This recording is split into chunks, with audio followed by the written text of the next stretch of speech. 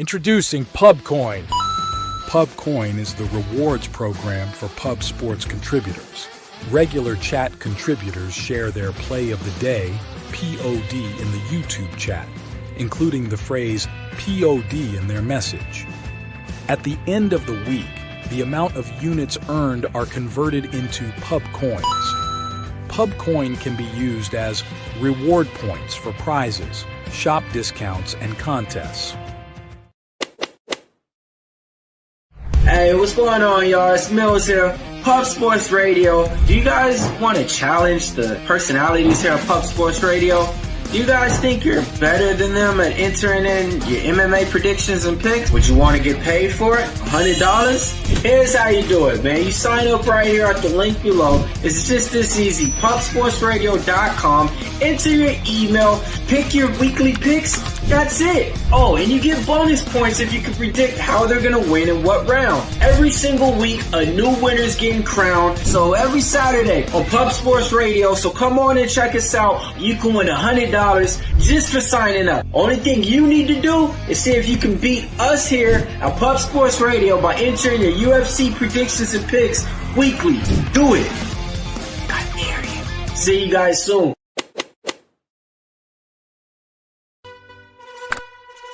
Upgrade your membership to Gold. You will be automatically entered in every horse race, every Wednesday and Friday. It is time to race horses.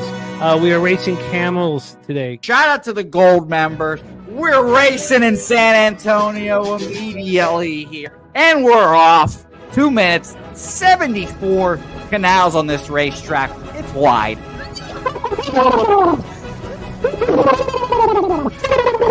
We're racing in San Antonio. Pat Wally moving forwardly. Jeff Slaughter in the mix as well. And as is Randall Sheffield, who's put that beautiful nose out front. But it's actually real grass here, Jimmy. Maybe Kentucky bluegrass. Oldie, no! There he goes. Oldie in the lead now. K. Wolf falls back. The horses love it. Sometimes they stop and eat it on the way to the finish line. That's why your horses start so far in the back. Here. Oh, look at Nussflush Allen bursting out here. J-Dub in the mix. Rude Boy up here as well. Jimmy, take it away. There's Oldie. Oldie is moving to the front. We are past the halfway mark in our 2 mile. And there's Ricky Levy. Oh my goodness, he's in the mix here. Jimmy, take it home. This is our first dog race ever. 19 seconds left in the horse race here. It's Fernando Mendoza trying to find the wire. 14 seconds left. Can Fernando Mendoza take this home? Here comes Kenny Can. Kenny Can wants a piece of the pie. Put his schnoz up front. Ricky Bobby, 9 seconds left. Can Donut Silks make a run? Can Res Mall make a run to be $50? You son of a bitch! Here comes Tori Coker. Kenny Can Smoke and Mirrors. Director 97 home. That is a way. Here comes Jason Meyer, the Eldorado custodian. Billy Friedrich. Jones one all coming down the advantage. Coin!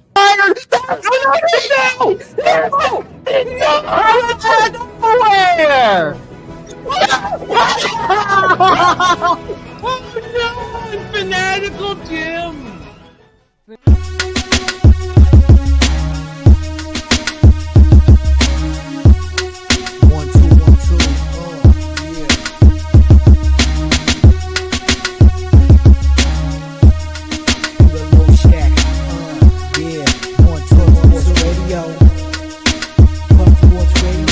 From the corporate Peter Low Shack, legendary sports handicapper, more dapper than a dawn. Father young phenom, known as Jimmy, who declared one day that the bag was here to stay. Information like a PSA, when we all PSR, Pub Sports Radio, bizarre. Is a man named Slaughter and he flipped the script. No competition in this they quit the trip. But we say we be pubbing, better with the bag and you love it. You want a top 10, we above it. Leche. What's up, cappers, gamblers, punters, hustlers, low baggers? Happy Wednesday, June 18th to all of you. Thank you for watching Betting with the Bag right here on Pub Sports Radio. Was a disappointing day for me yesterday. First off, though, congratulations to the Florida Panthers. Just a different league compared to the Oilers. It was the domination was impressive. I've got to sit with it for longer, but what I'm left with is not that, McDavid and Draisaitl, were invisible or anything like that. I mean, they didn't play very well, but for me, I went into this series thinking that Matthias Ekholm was one of the best defenders in the National Hockey League. It would have. And then Evan Bouchard, how many millions of dollars did he cost himself with the defensive lapses? It's amazing what one series will show your vulnerabilities. And Bouchard and Ekholm, I thought, were points of strength. I'm not saying that they had a better defense than Florida going in. Bill Zito again looks like, another level of picking up Marchand and Seth Jones. Brilliant moves. The trade for Bennett, the trade for Sammy Reinhart. It's amazing, what the Sabres and Flames have given away. When teams like that give away talent, I want them to lose forever. I want them to deal with the consequences. But a whole bunch of you guys were on Florida and you cashed it and richly deserved. Shout out to Billy Friedrich. Sam Bennett, 120-1 for the Conn Smythe was a thing of absolute beauty. Pig Milk play today is in. Same with Mally Mal. Nats over 9.5. Pig Milk play today. Brewer is money line. I rocked with Pig Milk yesterday. Was enjoying a glass of Pig Milk with the Astros. Domination, Billy. Stacks play today number 1 for Justin McKelvey. Diamondbacks team total over 4.5. I was fortunate to hit the over 8.5 in that Jays game, that Bo Bichette game tying jack, and then Barger winning it right after. All felt very, very good. All felt very, very good. Jose Ramirez over 1.5 bases, a +118. Thank God for the late. What I've been doing, and I've fallen back in MLB. And when I look back at the mistakes I'm making, while I was moving on my action after the show, there was this big move. This big move. There was a 16 or 18 cent move towards the Royals. We had also seen about an 18 or 20 cent move towards the Angels. So I kept those bets off. I kept them off. I didn't move on them. And I had 10 bets. And then I revisited it an hour and a half later. It moved a couple cents in the direction of both the Rangers and the Yankees. And then I tried to explain the market move. And what does it matter if I I'm blurry. Sorry. Thank you, Jose. Sorry about that. Let me know if this should fix itself. The camera usually fixes itself. I hope that it does. But my light's changing all over the place depending on where I gotta fix the camera. It was a little messed up. But I don't need to make excuses for why a market moves in a certain direction. I should just trust that it's moving in that direction. And if I had left that off, it would have been the prudent thing. And I didn't. I circled back. I didn't double up on the Yankees. I took them double result. And I still moved on the Rangers. Also, the first threes, my first, real legit losing streak on first 3 unders.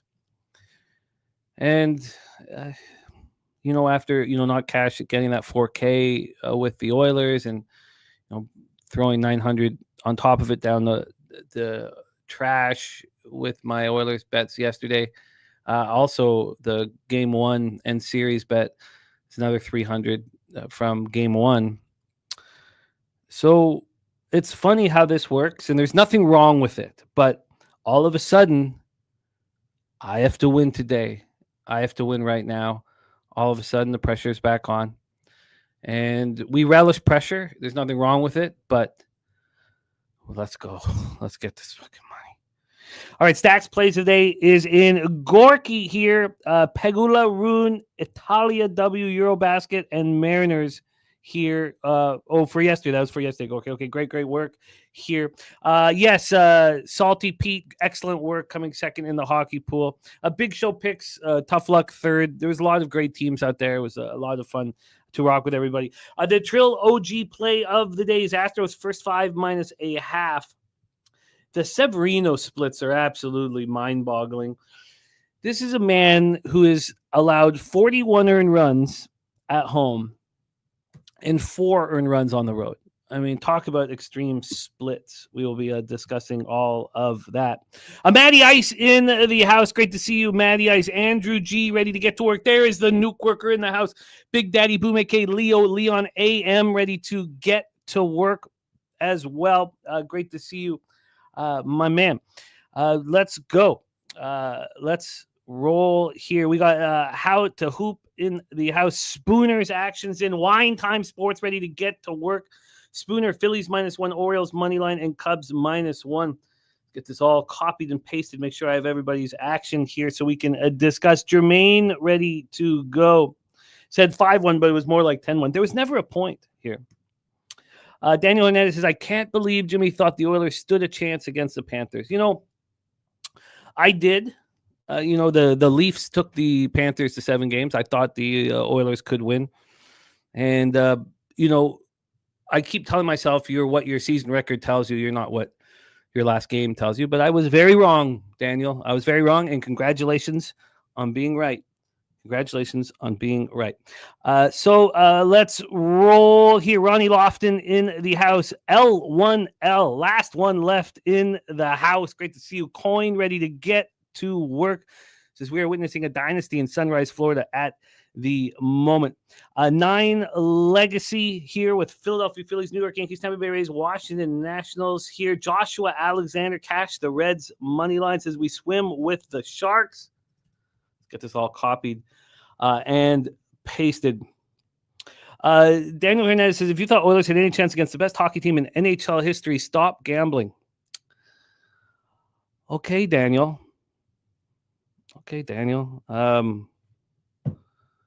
All right. I'll say it again. Congratulations on being right in the Stanley Cup Finals.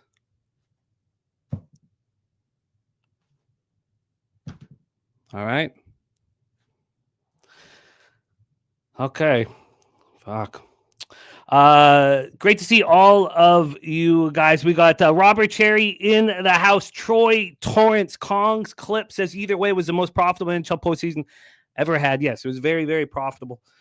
Very, very profitable playoffs. But, we were wrong on the final game. It is what it is. Justin Biller in the house, ready to go. Vaughn Polo here. We got some big news about our friend Vaughn Polo that we will be announcing shortly, but there will be more Vaughn Polo here on camera, and I look forward to it. But we're going to wait to do the big announcement here. We got Old E in the house. Old E in the house there. Thank you. Sorry, Justin. I think the camera's focusing now here. So Lucas Ryan ready to get to work. El Dorado, a custodian. Nasty Nate ready to go. Great to see all of you guys. So let's get to work here. We got Robert Franklin, Irish King, ready to go. Lex Steele in the house. Jake Burns, Steve G, ready to go. Great to see all of you guys. So let's roll. Boss 707 in the house, ready to eat. So let's do exactly that. We will have here a Wine Time joining us here shortly. And I guess, okay, cool. Sorry, that was Justin Biller. My bad. Sorry, Justin McKelvey. Yeah, Justin Biller said that the camera wasn't fixing itself, but it looks like it has now.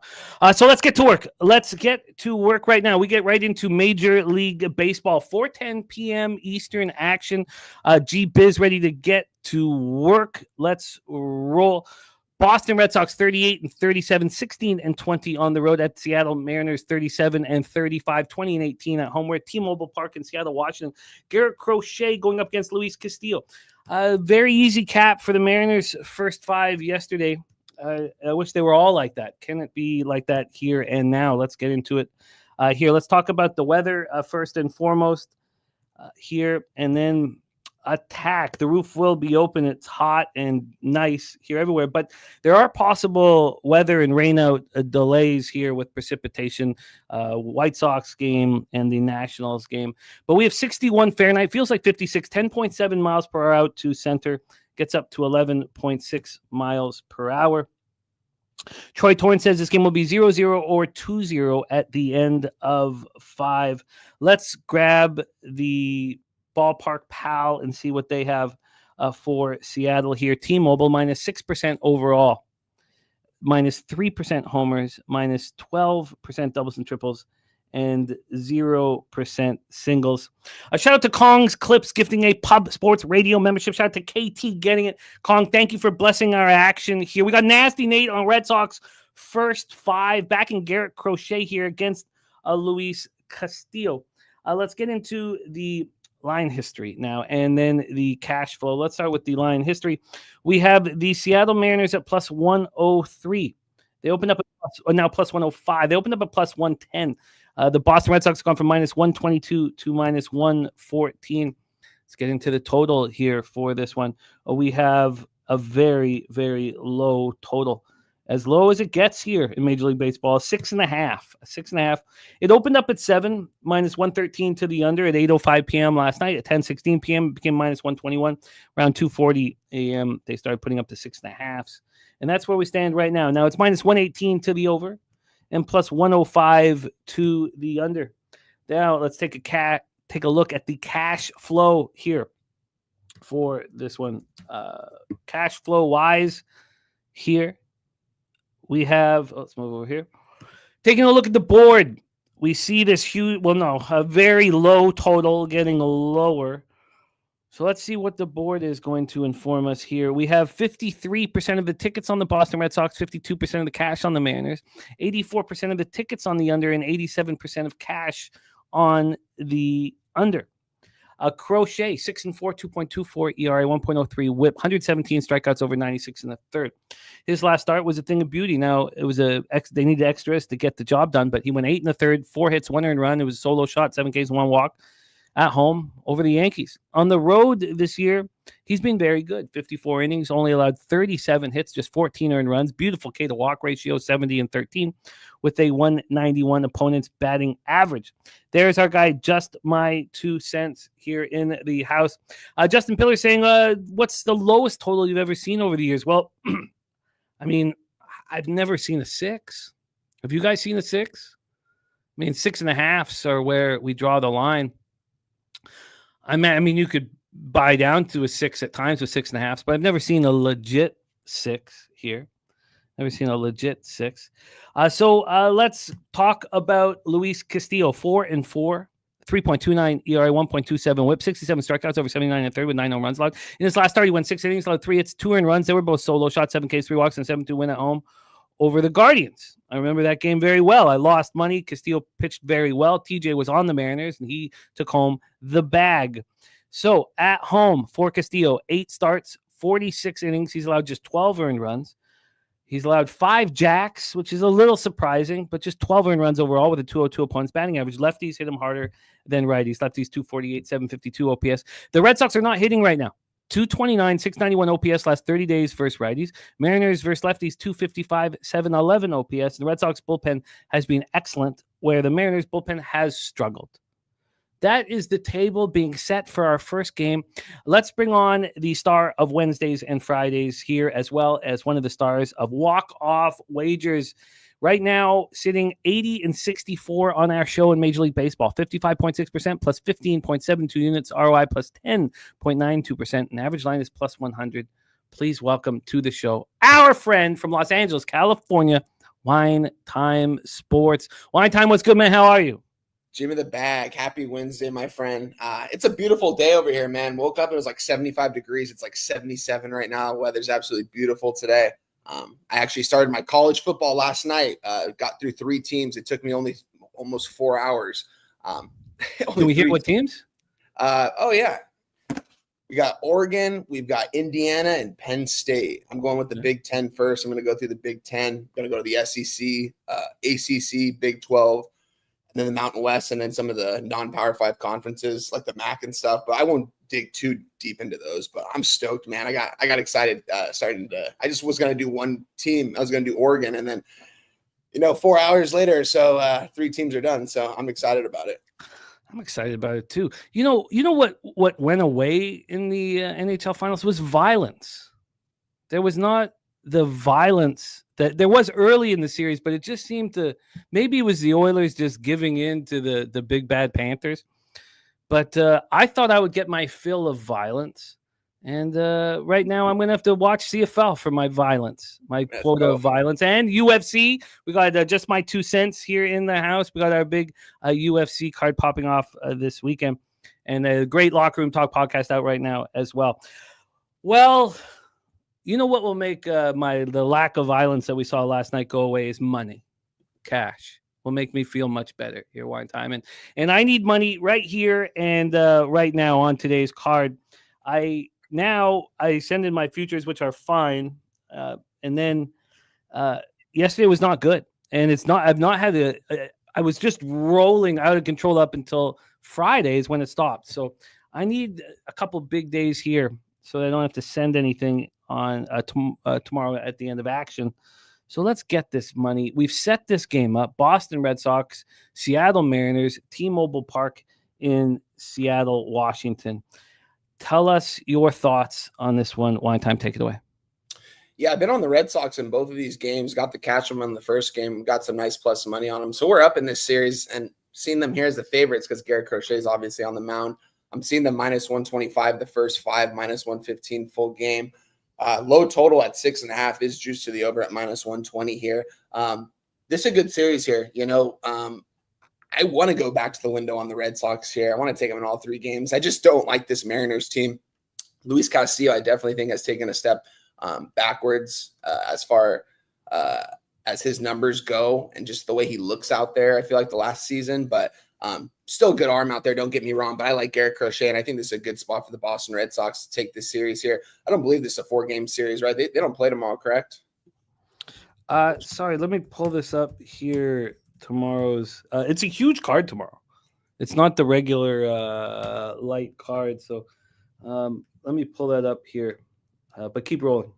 Yeah, I want to be on the Red Sox in some sort of fashion here, whether it's the first 5 or full game. And no, this isn't. This is the 3rd and final game of the series here. They go to San Francisco on Friday. They've got a day off tomorrow. I like the Red Sox here on the money line. They get rid of Rafael Devers, kind of shakes up that lineup a little bit. They wanted to get some young hitters up in there.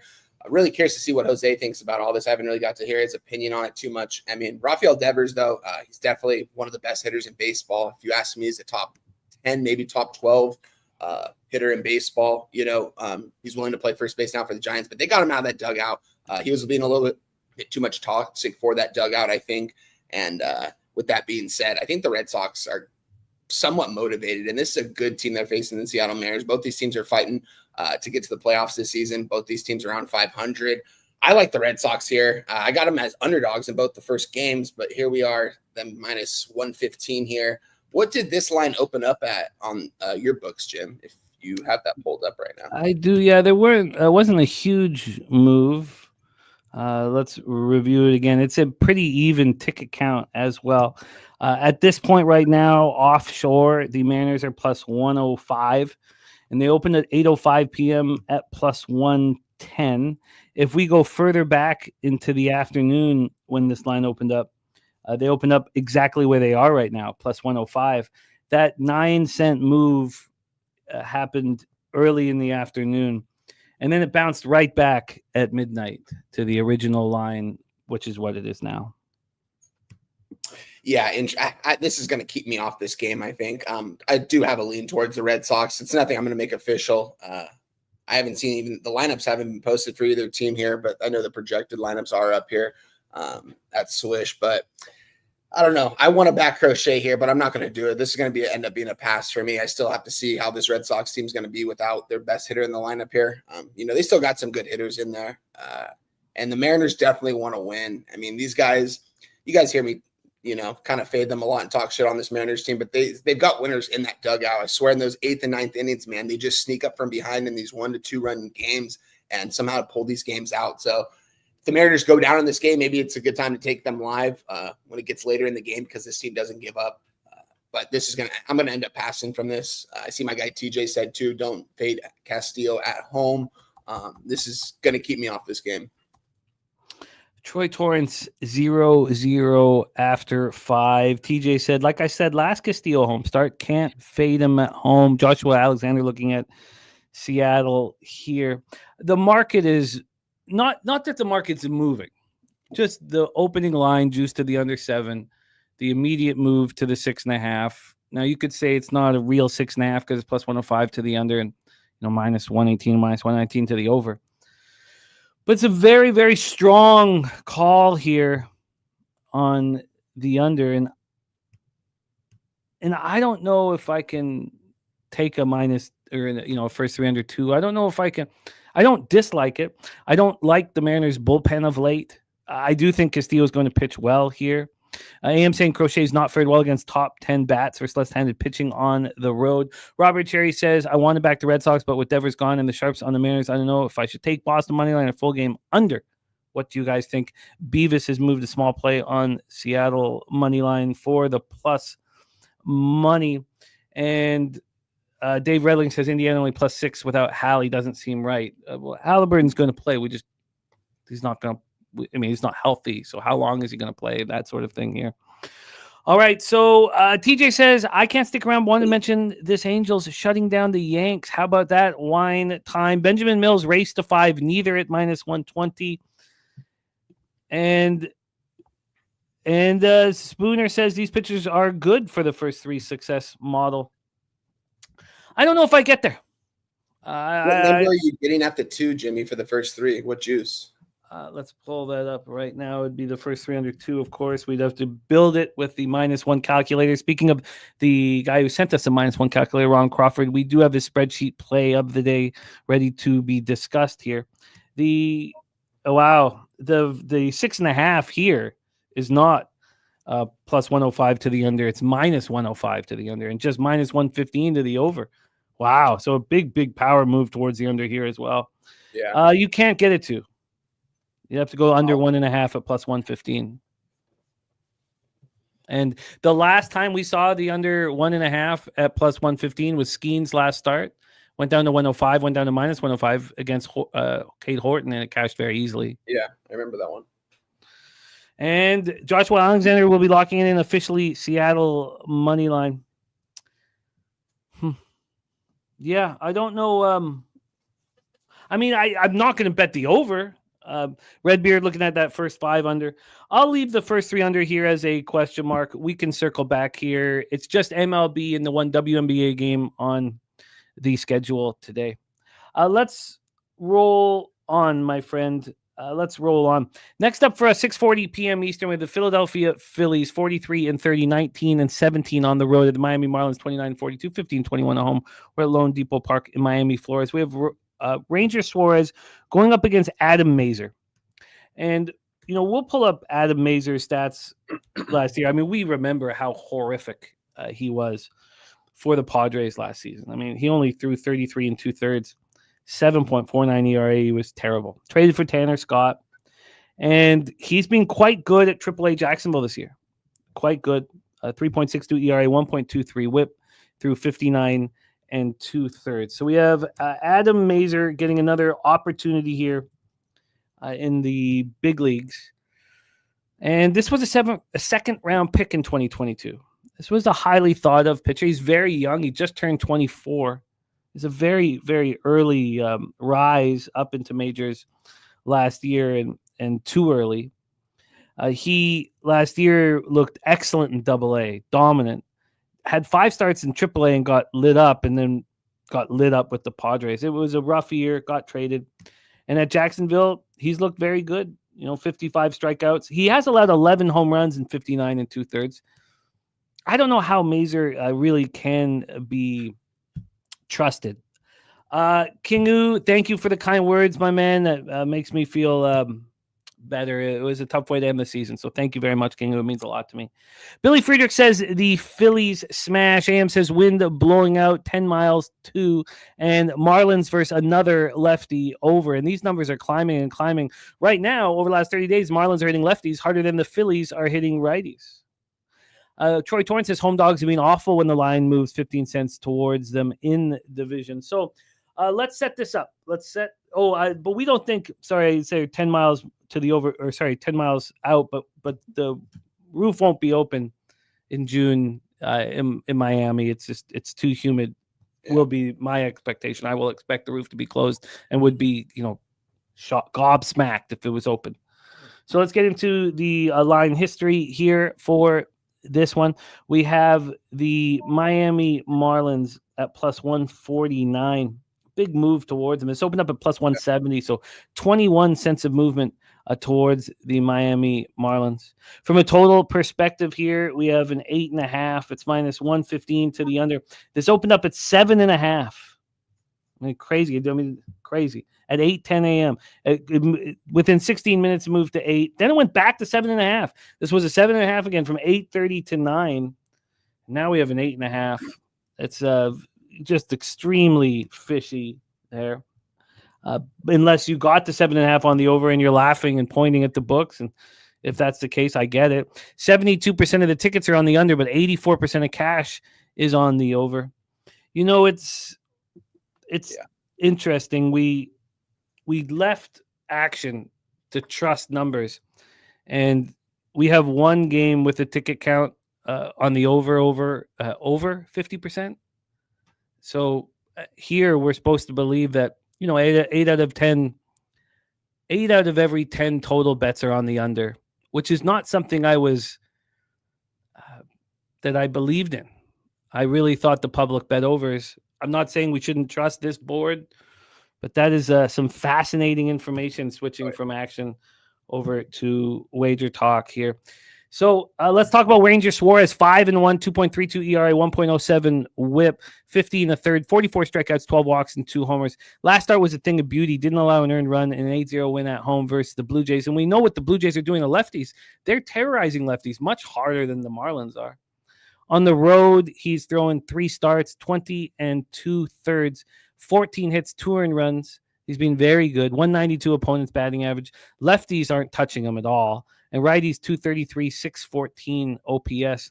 Both bullpens have been very middling. Benjamin Mills says, my number puts this total at 9.5. TJ took the 8. Benjamin Mills on the 8. Jeff says, Marlins money line is good again today. Irish King on the Phillies minus 2.5. Take it away, blind time. Phillies, Marlins, loanDepot Park. Yeah, TJ, I'm with you. I'm on the over here in this spot. Guys, going into this card, I didn't have an official play. I'm going to be capping this entire card with Jimmy, and then be posting my action after. This is a spot I'm moving on. I moved on it just now. I moved on the full game over 8 minus 120. It's some juice. I am seeing the wind blow out, 10.5 miles per hour to left field. We're seeing 8 righties in this lineup against. But the roof is not going to be open. No, yeah, right. But so we're going to see 8 out of their 9 hitters probably hitting from the right side against this lefty. I think that they can do some damage against Ranger Suarez today. I was on the Marlins, in these first 2 games as well. I took the L in that first game with Sandy on the mound. Got the win with them last night. Some slight plus money, I believe. I'd have to look back at that. And I'm on the under. I'm on the over. I think there's going to be a lot of runs scored here in this ball game. I think that we can expect to see double-digit runs scored in this at 10. We're seeing the first 5 here too, Jimmy. Over 4.5 minus 115, full game over 8. This might be a double-up spot. I might move on the first 5 as well, over 4.5 minus 115. Still want to look over a couple things in this one, but I know the lineups haven't been posted either, but it just seems like both these teams are going to be able to score runs today. I don't trust this pitcher that's on the mound for the Marlins either. We're seeing 4.5, little bit juice to the over at minus 115 in the first 5. I like this first 5 look as well. This might be a double up spot here for me. First 5 over 4.5 minus 115. Officially, I'm going to give out the full game at over 8 minus 120. Kind of want to sit with this first 5 here, but I think both teams are going to be able to hit here. And if you guys watched the Marlins yesterday, man, they were hitting the ball. I mean, they were hitting the ball nice yesterday against the Phillies. And I think they can do it. It carries over as well into today's game. I'm not going to take them on the money line again in this spot. I'm going to take my money and run, or take my slight loss of profit. I'm not sure what it was. I'd have to look back. I know the first game they were favorites. I think they were underdogs. Yes. Oh, I took the plus 1.5 yesterday though. So I did lose 10 cents of juice, but it is what it is. I'm going to stay away from the side in this one. I'm going to go with the over here. I think a lot of runs are going to be scored in this one. Yeah, you mentioned the roof's going to be up, but I still think these hitters are going to be able to hit. They're going to be able to hit Suarez. I know Suarez has been pitching well this season, but I think he's vulnerable here. I know the Marlins not really necessarily the team you want to back scoring runs, but they've been playing a lot better baseball at least last couple of weeks. They started off really slow. I mean, they started off, I think, 8-8, and they fell off for a while. But this Marlins team, they got some young guys in that order. And you saw them when they were scoring those runs. They looked hyped, for being 14, 15 games under 500. This young group wants to build something. So, not necessarily saying they're going to make a playoff run. They're not going to, but to start that team chemistry on the field, get that feel for each other through this season and just learn how to win ball games against good teams like the Philadelphia Phillies when there's not a lot of people at your ball games. You know what I mean? So that with that being said, I'm on the over 8 -120. This might be a double up spot over 4.5 versus 5 as well. Are you going to move on this one, Jimmy, at all? No, the total being released this low. I understand if you have a model at home that tells you that you have to immediately bet it. I completely get it. And if your model is, bringing you success, then you have to do what the model says. Here, opening this line at 7.5, with the way these two teams have been hitting, Matty Ice put up the weighted runs created, is I can't.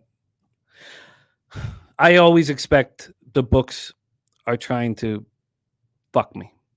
I always do. So, so I just can't. So I will never be able to, when it looks just way, way too good to be true, I can't get involved. On another side of things here, this market move against the Phillies, I've watched both Spooner and Troy succeed in this situation when the market moves against the team. And that is a tricky thing for me to figure out. So at this point, I don't want anything to do with it, but it would probably be backing Suarez. I mean, I don't see how I don't back Suarez here. Now, he is on the road, but on the road, he's allowed 2 earned runs and 3 starts. I mean, I don't see I guess, you have to have a certain faith in these, the better team when the line moves against them 25 cents, 30 cents to like it even more.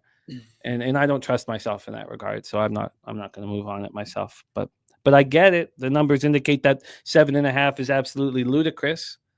And now that we have 8.5, it's like, I get it. Yeah. So, but I'm going to just cheer you guys on. So wine time on the over 8 at -120, a possible addition to the first 5. Toby Lane, Yankees and Tigers is the parlay today. And Irish King on that Detroit first 7 -1.5. I like the way you've done that, Irish King, with the strange inability of the Tigers bullpen all of a sudden. I think I've had great success with Scooball on those first 7s, so I think it's a good way of handling things. Let's roll on. Next up for us, 6:40 p.m. Eastern, with the Pittsburgh Pirates, 29-45, 10-26 on the road to Detroit Tigers, 47-27, 25-11 at home, Comerica Park in Detroit, Michigan. So, Andrew Heaney on the hill, someone you know well a long time, and anytime I write Andrew Heaney stats, it begins the Skaggs Memorial every single time on ESPN. We got to go through Skaggs Memorial, and every time I turn it off immediately, but I still respect how Heaney handled that situation. He's a class act and seems like a really good person. Going up against Tariq Scooball, I was telling a parent about Scooball. I don't know why I bother. Like, no one gives a fuck. But 63 strikeouts and 2 walks at home. I mean, what am I supposed to say? What are you going to do this weekend? I mean, what the fuck do I care? If you don't want to talk about Scooball's home splits, then just leave me the fuck alone. So Scooball, 63 strikeouts and 2 walks at home. I mean, that's just insane. 1 home run allowed in 47 innings. He's just a phenomenal pitcher. Righties 210, 546. So the righties have a chance. I mean, they have a chance of getting on base. Troy Torrance says, I think, honestly, all the value is on Pittsburgh. Mandy Ice says, Scooball's fastball was 1.5 miles per hour slower on average last start and didn't hit 100 miles for the first time all year. Jerry Davis is on the first 5 in full game run line and team total over 4.5 for the Phillies. So Fade Mazer return. He's a gas can. The young 24-year-old second-round pick. I won't get into that. These guys have no chance to step up. But okay. So we have another 6.5 here one time. Another 6.5. This opened up at 7, and it took quite a bit longer than the Mariners game to get to 6.5. It didn't get to 6.5 for 14 hours. And now it's at 6.5, and it's, it's more juice to take the over 6.5 in Boston, Seattle than it is now Pittsburgh, Detroit, despite it taking longer to get to 6.5. I think that's extremely interesting. On the money line here, we have the Pittsburgh Pirates plus 252. They opened up at plus 237. The Tigers have gone from minus 273 to minus 284. Here we go. Yes, no, I understand, Spooner, the idea if the books are trying to collar in gamblers on the Marlins, they move the line towards the Marlins and the steam chasers come in. I understand it. I do want to dive deeper into it because Troy's talked about it too. I do think I mean, when we see the cash cow hitting so often, why would they move it 30 cents? Now, the cash cow moved 20 cents after the show against the Yankees, which, changed the cash cow situation. Unfortunately, that's something we have to deal with lines moving and the market evolving after the show ends. But, why would the books let the steam chasers attack the cash cow when it's hitting at such a high rate? But it's lots to talk about with that. So let's talk about the money line. We had a 15-cent move towards the Tigers with Screwball on the mound. Let's also talk about when this money line move took place. This opens up at minus 273, and it moves towards him right away. We had a 19-cent move within 3 hours. So people backing Screwball, backing him. Let's take a look at the cash flow here for this one. We have the 80% of the tickets, 91% of the cash on the Tigers, 75% of the tickets, and 90% of cash on the under. So here we go. We talked about Screwball. Last start, no earned runs, and a 4-1 win at the Orioles in 7 innings. He's been very, very good. 1.99 ERA, 0.81 whip. But Heaney coming off allowing 3 earned runs at the Cubs over 6 innings. Nothing wrong with that. The Cubs aren't hitting lefties very hard, though. On the road, he's had 7 starts. He's been much more vulnerable on the road than he has been at home. And lefties are hitting him hard. 266, 858 OPS. And BJ says, Tigers spot on this game. Take it away for us, Wine Time. Pirates, Tigers at Comerica. Yeah, this total's low for a reason with both these pitchers on the mound. We already know Tyreek Skubal. I mean, this guy's going to win the Cy Young. This guy is just lights out right now, man. It's crazy to watch. Andrew Heaney, too. I mean, he's still getting it done. This guy's been in the league. It just seems like for over 10 years now. Feels like I've been watching this guy pitch. I know he hasn't been in the league that long, but that's what it seems like. And, yeah, shout out to him for wearing his buddy Tyler Skaggs number on the back of his jersey. It's a good way to honor him. Shout out to him. This is a tough spot right here. Sidewise, I mean, we got parlay the Tigers with something, I guess. I mean, it does look like we're getting some nice plus money here with Andrew Heaney. And wait, one thing I want to add to you, and I meant to mention this, though, and Matty Ice is mentioning, this is that nobody's hitting lefties as hard as the Tigers, and nobody's hitting lefties as poorly as the Pirates. Last 30 days, the Pirates are 179 with a 540 OPS, while the Tigers are 285, 866. I'll pop it in the chat, but I just want to add that in. That's crazy. Yeah, that's tough. I mean, it seems like it's Tiger spot. I mean, we're seeing them this high for a reason, but I mean, we got 2 good pitches on the mound. I wouldn't back the Tigers here. I'm not going to parlay them with anything. Looking at the total, both of my books are giving me a 7 juice to the under at minus 120. I mean, Pirates team total under 2.5 juice to the under at minus 140, minus 145 at these books. Kind of tells me, I mean, the team total is always low juice to the under, and it's low. It seems like every time Scubal's on the mound. So can't really take that into account, but this is going to be a pass game for me. I want nothing to do with this one. Too high of a favorite for me to take the Tigers. This total, if I was to guess which one's going to go under between this and the Red Sox Mariners game, I would pick the Red Sox Mariners game. I would actually think this game might go over. maybe we see some more offense in this game. I mean, I'm getting a 6.5 in the Red Sox game, and I'm getting a 7 here in the Tigers game. And there's 2 better pitchers on the mound, if you ask me, in the Tigers-Pirates game. Considering Skubal, how well he's been pitching this year. Don't get me wrong, Garrett Crochet's been pitching lights out. But if I had to pick between those 2, I would say my under would be in the Red Sox game. I'm not going to move on this game. This is going to be a pass for me. I don't like anything in this game. The rain could affect this baseball game today. And overall, plus 5%, minus 1% homers, minus 4% doubles and triples, and plus 13% singles. What do you think if there is you take the over 6.5, rain comes in the second inning, and it lasts for an hour and a half, and Skubal doesn't come out on the mound for the Tigers? Yeah, that's a great point. That's a great point. Yeah, it's supposed to be. Am I reading this right? It's supposed to be 82 degrees and rainy in Detroit. Yes. Yeah. I'm going to go right to the Detroit weather instead of trusting these sites. Not that there's anything wrong with these sites, but the thunder showers start at 3. You have light rain at 6. Thunder showers between 8 and 9, and then full rain showers 11 o'clock on. This game could not go, in fact. It doesn't sound like it will, at least when you're reading off that weather report. It doesn't make sense for it to go at least. I mean, if they do go, like you said, it might get delayed or postponed. They're not going to be able to play a full 9 innings in this one. And if they do, there's going to be a delay. And you mentioned it. Yeah, what if they just say, you know what, Skubal, take the rest of the day off. We're 20 games over 500, my guy. Take the rest of the day off, and we'll see you in 5 days. But, yeah, nothing for me in this game. There's too much, like what you mentioned in the weather in this one, to keep me off this. So nothing for me in this game. Also, with the Tigers bullpen, allowing, over a run every 2 innings at this point over the last 30 days, the Tigers sticks electric right now.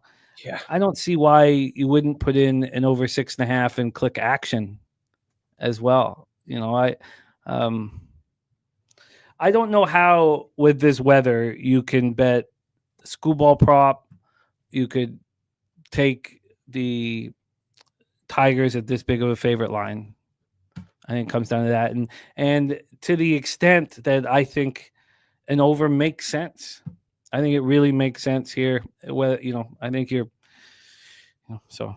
Benjamin Mills says, I love Skubal case, but the rain is very concerning. Just if you're on the under, make sure it's pitchers must start. And if you're on the over, make sure that you hit action. Because at this point, would you be surprised if at 3:30 p.m. they're like, baseball MLB says we're going to try to play the game, and the Tigers go, okay, well, we won't throw out our ace then if we're going to try to get it in. So there's our guy Ski Profit in the house, crushing WNBA right now. Ski, go get that cash, man. It is great to see you. That is Pirates Tigers. Let's roll on to Rockies Nationals, 6:45 p.m. Eastern. We have the Rockies 16-57, 9-30 on the road. The Washington Nationals 30-43, 15-23 at home. Nationals Park in Washington, D.C. So I've told you guys that there's money to be made on Senzatella, and I didn't do it. I told you guys that, bet the first 3 unders now and Senzatella starts, and I didn't have the balls to do it, and that cashed yesterday. And I feel the exact same way about Germán Marquez. Here is what needs to be talked about here. Oh, and Chappie, my bad. Sorry, I didn't get back to Chappie. I will. Sorry, I was so caught up in the hockey game last night, and then my wallowing in self-pity that I didn't get back to you, but I will, Chappie. I'll make sure I'll take care of that today. So, wine time. Mitchell Parker's last start. He was sweating profusely. Yeah. He couldn't stop sweating. They were doing all these different things to make him stop sweating, and he couldn't handle it. His body couldn't handle it. Today in Washington, and I don't want it. This is tricky because when you start getting into this level, things get too cute. But it's 82 Fahrenheit, feels like 88. It gets hotter throughout the game, and we have rain, which might help him. Honestly, it might cool him down. It might cool the weather down. This game probably doesn't go. Robert Franklin said already bet Colorado alt line last night. Justin McKelvey already on the Rockies over 9. There's Walla Walla Dose in the house. What up, Walla Walla? So there's multiple things going on now. First off, the weather is a real issue. Maybe this game doesn't go. Mitchell Parker, can't handle the heat. Because the live bet against Mitchell Parker, as soon as he starts, they give him all these cloths. They have him by the fan. I mean, it's as if he's 350 pounds. I mean, I don't remember them doing that for big tits Lance Lynn, but they have to do it here for Mitchell Parker. Only 25 too. So it's important just as you're watching it, because I was watching Parker and he was self-destructing and sweating buckets. So we have Mitchell Parker here at minus 156. He opened up minus 165. So there's been a 5-cent move towards the Colorado Rockies. When we get to the total here in this one, we have a 9.5, minus 114 to the under. This opened up at 9, juice to the over. It's moved up to 9.5, juice to the under. We take a look at the cash flow here on the board. Oh, God, sorry. Here we go. We look at the cash flow for this spot. You have 50% of the tickets on the Nats, but 87% of cash on the Rockies, 54% of the tickets on the over, and 64% of cash on the under. So what I want to do is bet Rockies first 3 and first 5, focusing on German Marquez, coming off a long 1 earned run over 5 innings at the Braves. I know his numbers are horrific, but he's better than that. He's better than that. Billy Friedrich says 84 degrees and feels like 93 degrees currently. So we need to ask the baseball players and the pitchers. I mean, will the rain cool him down? Is that something that will actually help him? Rockies versus lefties, the last 30 days, 209, 594 OPS. They can't hit him. Nats versus righties, 246, 723. The Rockies bullpen's being a train wreck, and the Nats bullpen isn't quite as bad. Jerry Davis says, when do they send Parker down or to the bullpen? He's got great stuff. He does. Unless he's sweating buckets. Then he has no grip. He can't control anything. And, he gets clowned. So Swaggy McNoleg says Rockies 1-19 on the year versus lefties. Take it away for us. Wine time. Rockies, Nats. Yeah, I remember talking about Mitchell Parker in the last matchup. I like Mitchell Parker. I do think he has nice stuff. I do think he's a little bit young, but I mean, they're developing him in the bigs. I don't think it's a good idea to put him in the bullpen or send him down. It's him and Gore at the top of the rotation for them for the future. So with that being said, though, I'm not going to back the Washington Nationals here. I don't want to back Mitchell Parker after seeing that performance last week. Is this a good lineup for him to get right against? Absolutely. I mean, you look at the Rockies lineup, this is disgusting. I mean, these guys, this is a bad lineup, man. Let me look at looking at it right now. Jordan Beck, Kyle Farmer, Goodman, Ryan McMahon, Doyle, Tugalio, Ritter, Freeman.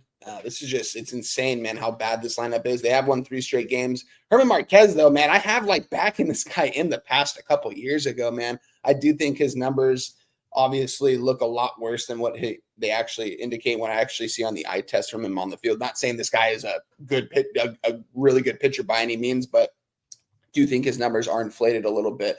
Mitchell Parker coming off a bad start here. Yeah, it looks like this game we're seeing rain, 82 degrees here as well. Maybe this game doesn't go. I mean, looking at I love this Nationals lineup, man. I love CJ Abrams. I have that James Woods right there, Luis Garcia, Nathaniel Wood. They got some good young bats in there. All these lefties too, man.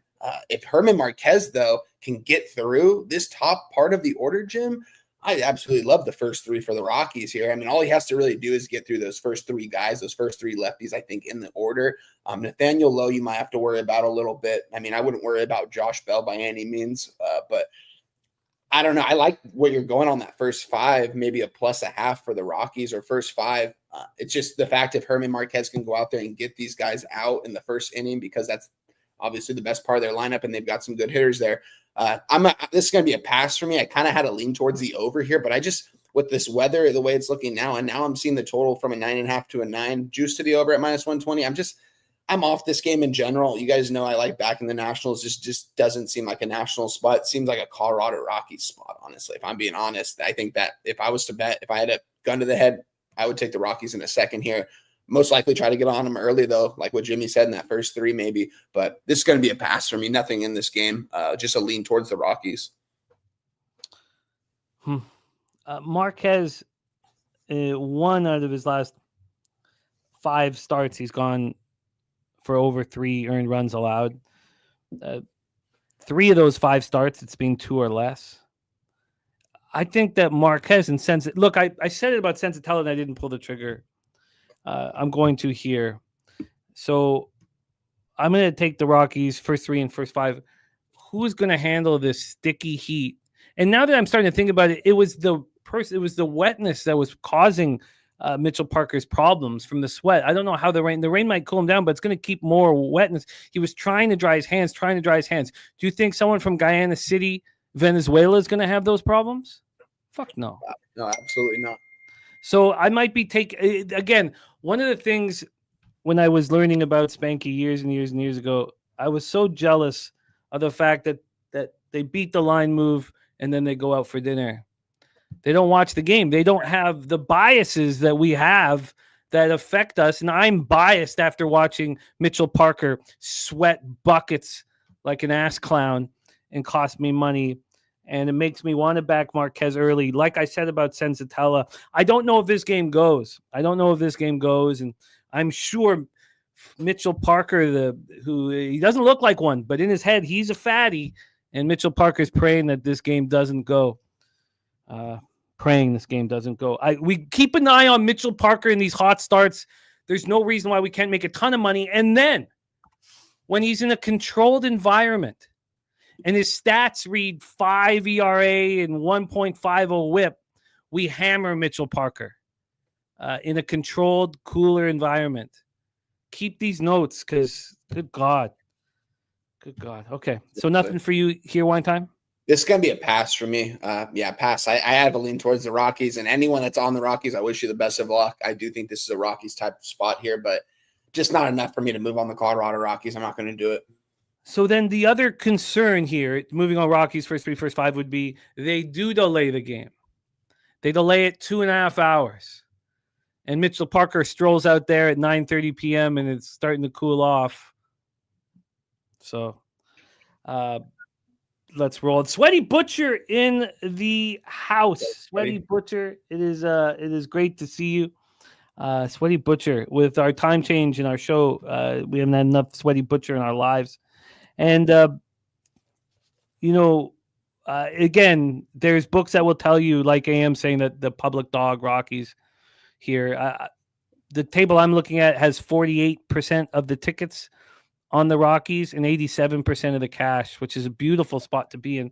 Just because now I imagine that AM's using this Circa's betting information or through VSiN, but let's just see if Action has something similar. So Action has 36% of tickets and 41% of the cash. So it's just like when you're studying a market, it depends what book you look at. It's the same deal with the cash flow, and there's no right or wrong here. Okay, let's roll on. Next up, we have Wine Time's Los Angeles Angels. I pulled out my old Yankees jersey. Good God, I had this. I rocked this in high school. God damn. I rocked this jersey in high school. I'm 45, so I've had this for a long, long time. I remember the first time I saw it, I was like, that's the most beautiful jersey I've ever. I mean, I teared up. I was like, high and 15. I was like, that's the most beautiful jersey I've ever seen. Angels 35 and 37, 20 and 21 on the road. Yankees 42 and 30, 21 and 14 at home. We're in the Bronx. And Troy Torrance says, fuck your Angels. Wine Time. That's what Troy Torrance says. We have Jack Kohanowitz going up against Ryan Yarbrough. They said we wore jerseys much bigger than we did. Oh God, I rocked baggy clothes for way too long, man. Way too long. We don't have to get into that here. But I rocked baggy shit for way too long, and now it's back in. I don't know what the fuck. Jack Kohanowitz going up against Ryan Yarbrough. Ryan Yarbrough has struggled at home. He's pitched in 6 games. He started 3, and he has allowed 14 earned runs in 17 and a third. So he's not being very good, and righties can get to him. But BJ is the elephant in the room, says Yankees have not scored in 29 innings. No need to bet on an ice cold team, easy pass. And Marquez says, damn, Yankees can't hit. Benjamin Mills says Yankees going to get shut out again. Yeah. So a lot of us are the same age. Because like Wine Time and Troy, they're like a decade or more younger than us, you know. But Kohanowitz, Yarbrough, let's get into this one. Let's start with the weather. Light rain here, but light. Nothing like the last two games that we spoke about that could even be shut down. 78 Fahrenheit, feels like 83. We have 5.4 miles per hour right to left. Taking a look at Ballpark Pal, Yankee Stadium's plus 9%, plus 24% homers, minus 7% doubles and triples, and even for singles here.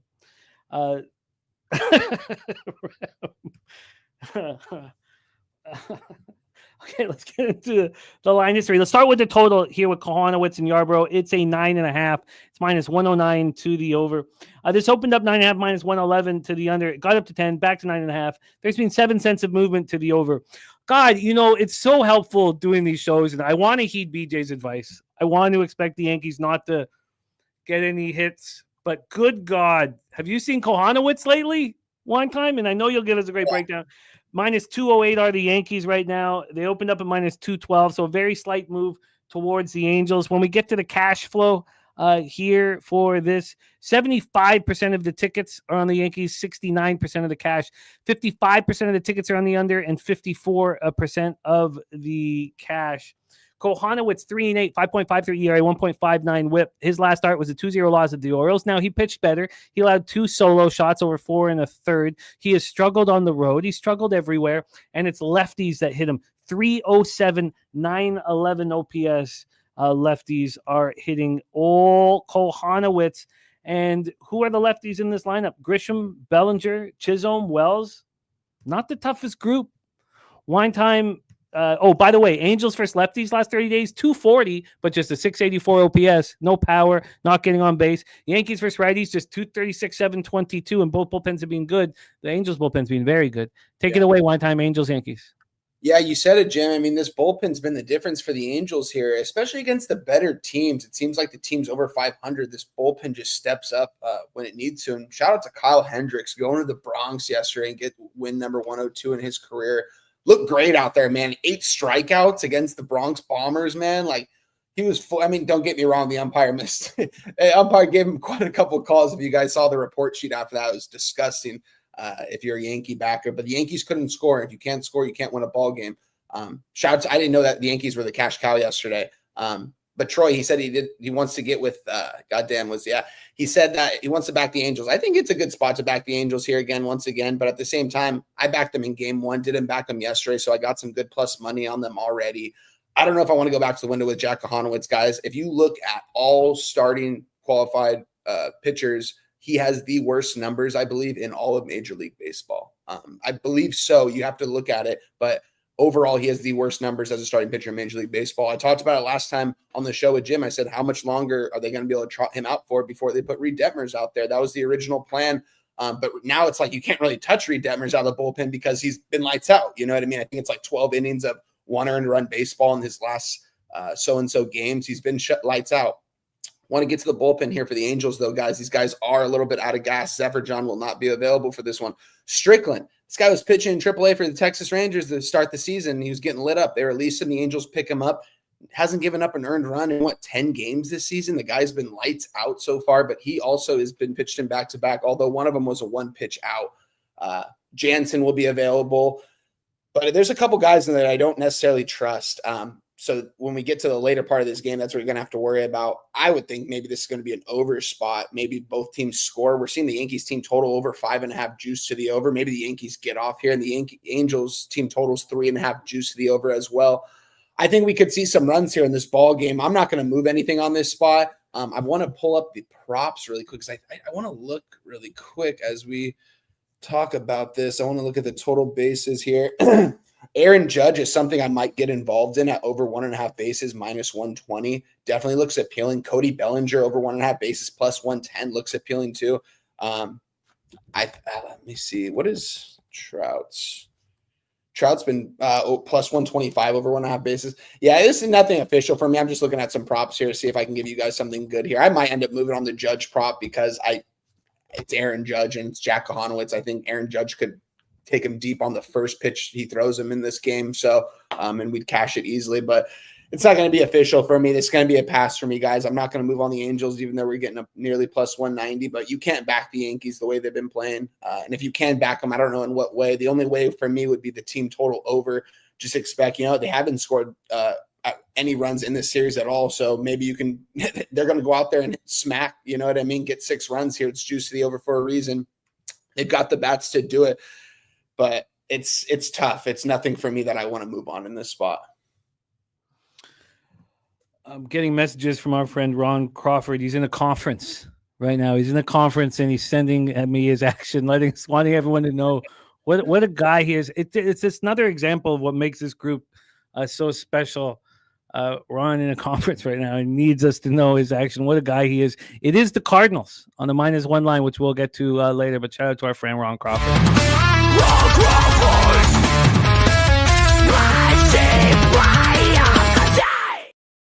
I think when it comes down to it, I can't guess either when they're going to. I want to take the over 9.5 so badly. I think it's the right bet. I think it makes sense. I think Yarbrough is weak. He's not been very good at home, but I don't know how we can do that. Your breakdown of the bullpen also leads me. It's not like Kohanowitz is going to go 7 strong, but after watching the Yankees hit, maybe they do. And what's the point of catching a falling knife? You want to be ahead of the market. I get that, but I can't do it. I'd love to though. And what I would do. And this is why I won't do it. I would just very quietly, not tell anybody, just bet the 9.5, not tweet it out, not let anyone know, not talk about it tomorrow. I'm not going to do that though. I'm not going to do that. I needed to say that out loud to ensure that I didn't do that. Yeah. You know what? We have Angels, Yankees here. We are how many games into this card? We are 5 games into the card. So we still have 10 games left. But our next guest is our co-host and producer of the show, coming to us from our home studio, the Southtown 101 in San Antonio, Texas. Please welcome our friend, Mr. Jose Bouquet, to the program. Jose, how are you, my friend? Good. I have to fix the boxes here, so don't mind me. But we're doing pretty well. Can't complain. Sure. What up, sure. Let's get these boxes fixed because you are okay. Almost fixed there. Take your time. We're working here. That you need. Take all the time that you need, Jose. Let's talk about this Yankees Angel spot. Any action for you? No.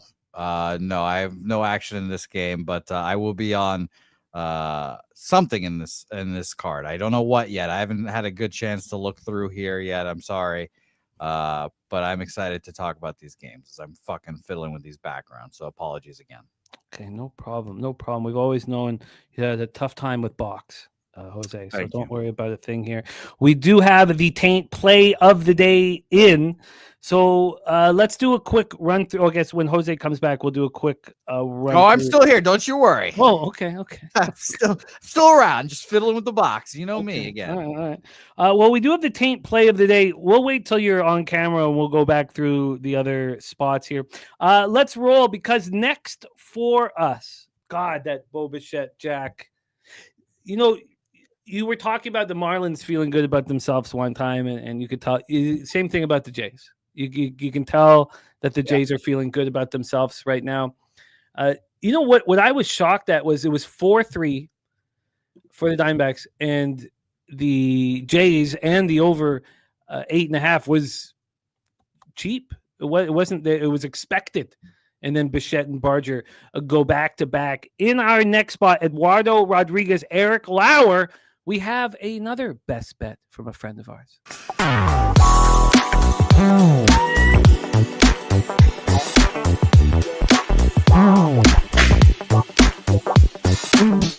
And with the excitement of Taint play of the day, we also have Kyle Kerms in the house saying it's Yankees bucket hat night in the Bronx.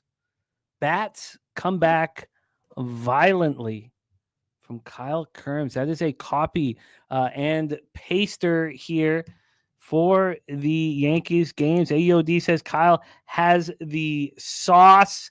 Not only did we get the Taint action, but we also have stacks and it's two different plays. This is not the corner of Taint and Stacks Boulevard, but Justin McKelvey in business. Stacks, stacks, stacks, stacks, stacks, stacks, stacks,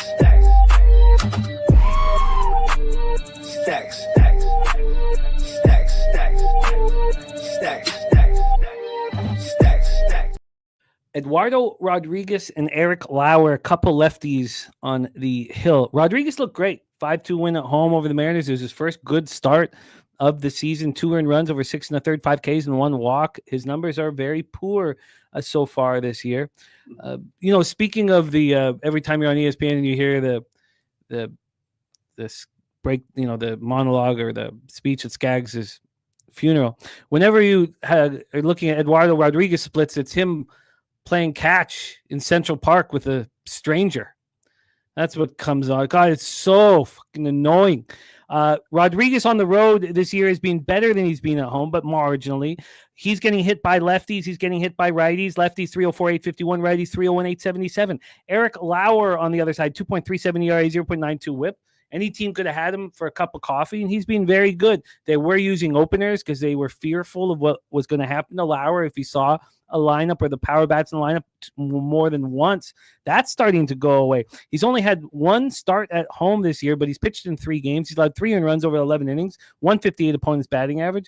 Splits are beautiful. And the Diamondbacks are not hitting lefties. They're smashing everything else, but smashing everything else makes it sound like there's other things than righties, but they're not hitting lefties. 227, 687 OPS. Blue Jays versus lefties, 290, 775 OPS, which takes us back to that Ranger Suarez start against the Marlins, which I understand why you guys are on that. Diamondbacks bullpen's being trashed. Blue Jays bullpen has been very good. Robert Franklin on the Blue Jays. JW on the Blue Jays. Mr. Bouquet, take it away for us here.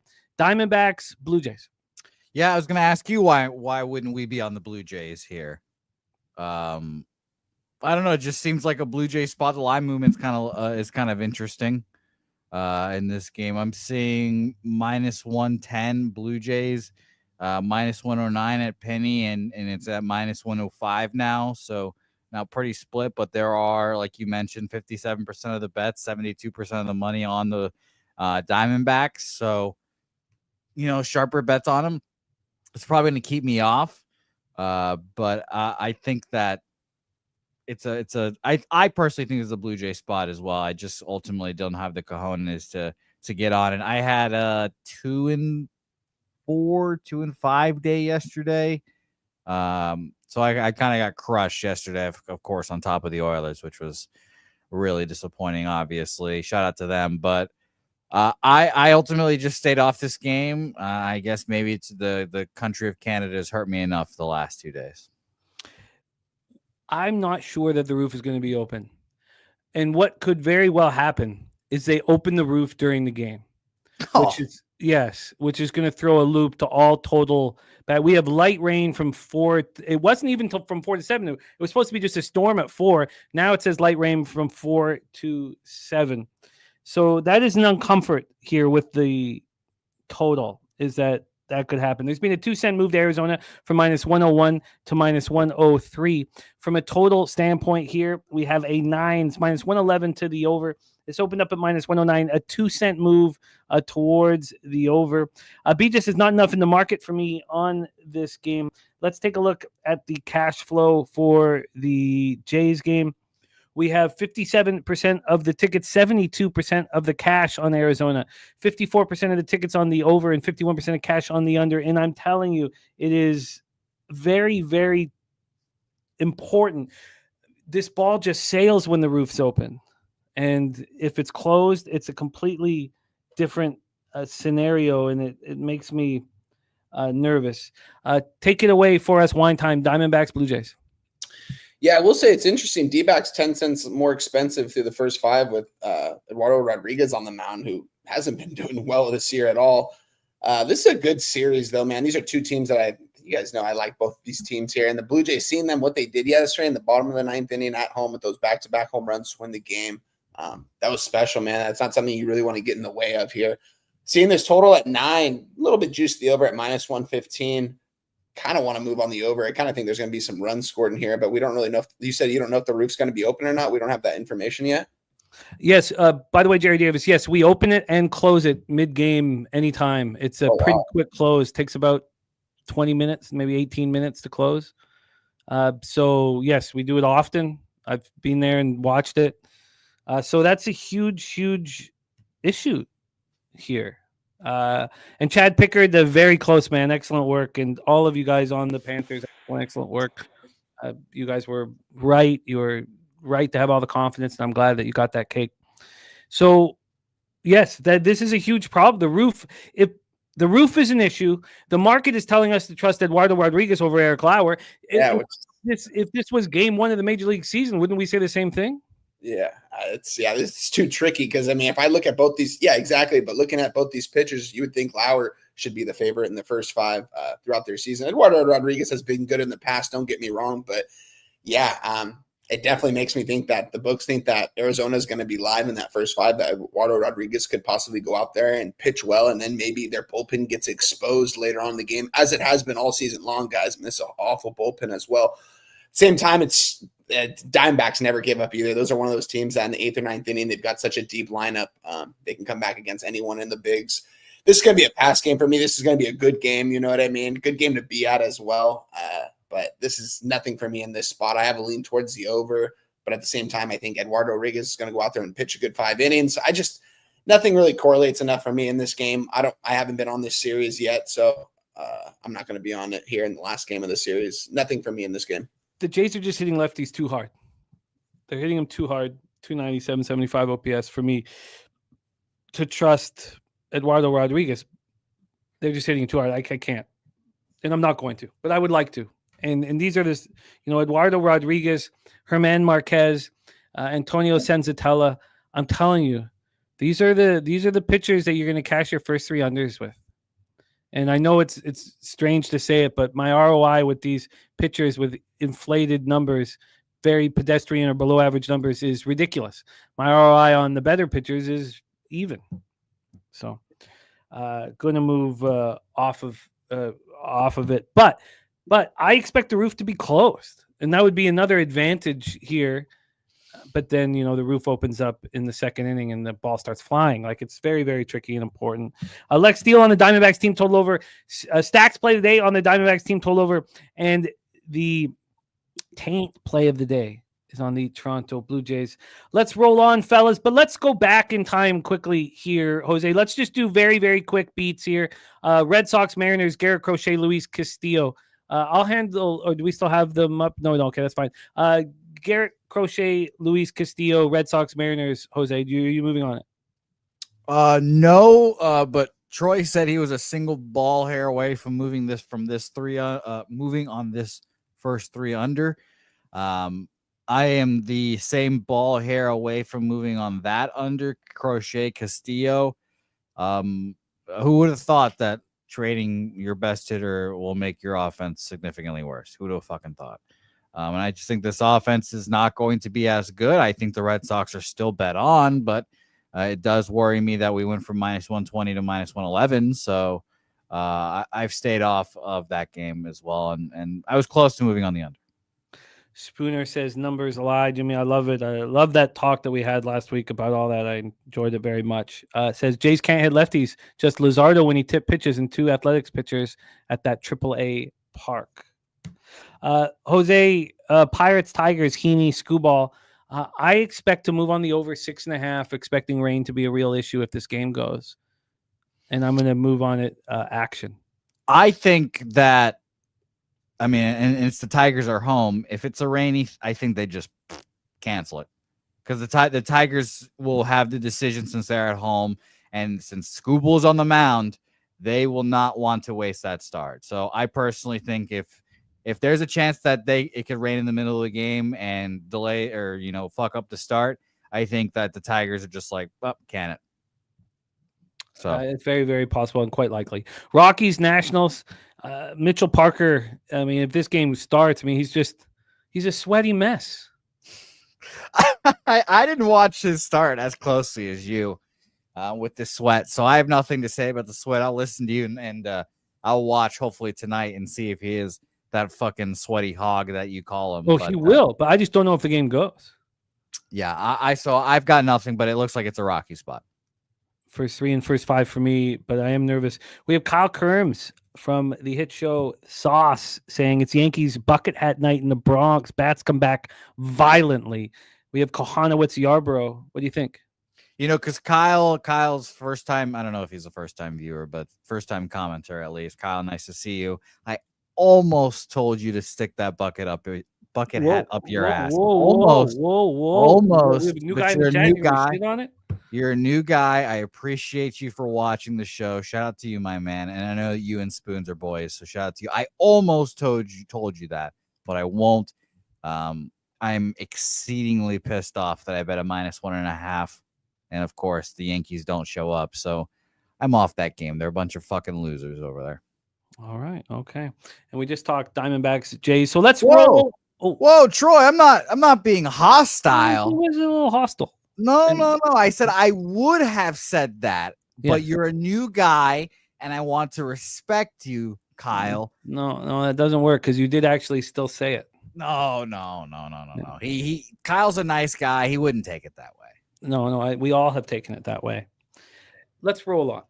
7:10 p.m. Eastern with the Minnesota Twins 36 and 36, 16 and 24 on the road. Cincinnati Reds 38 and 35. Oh, 19. One thing, Jimmy, by the way, real quick. Sorry. Troy is basically assuring me that it's going to be 0-0 after 5 innings in that Seattle game.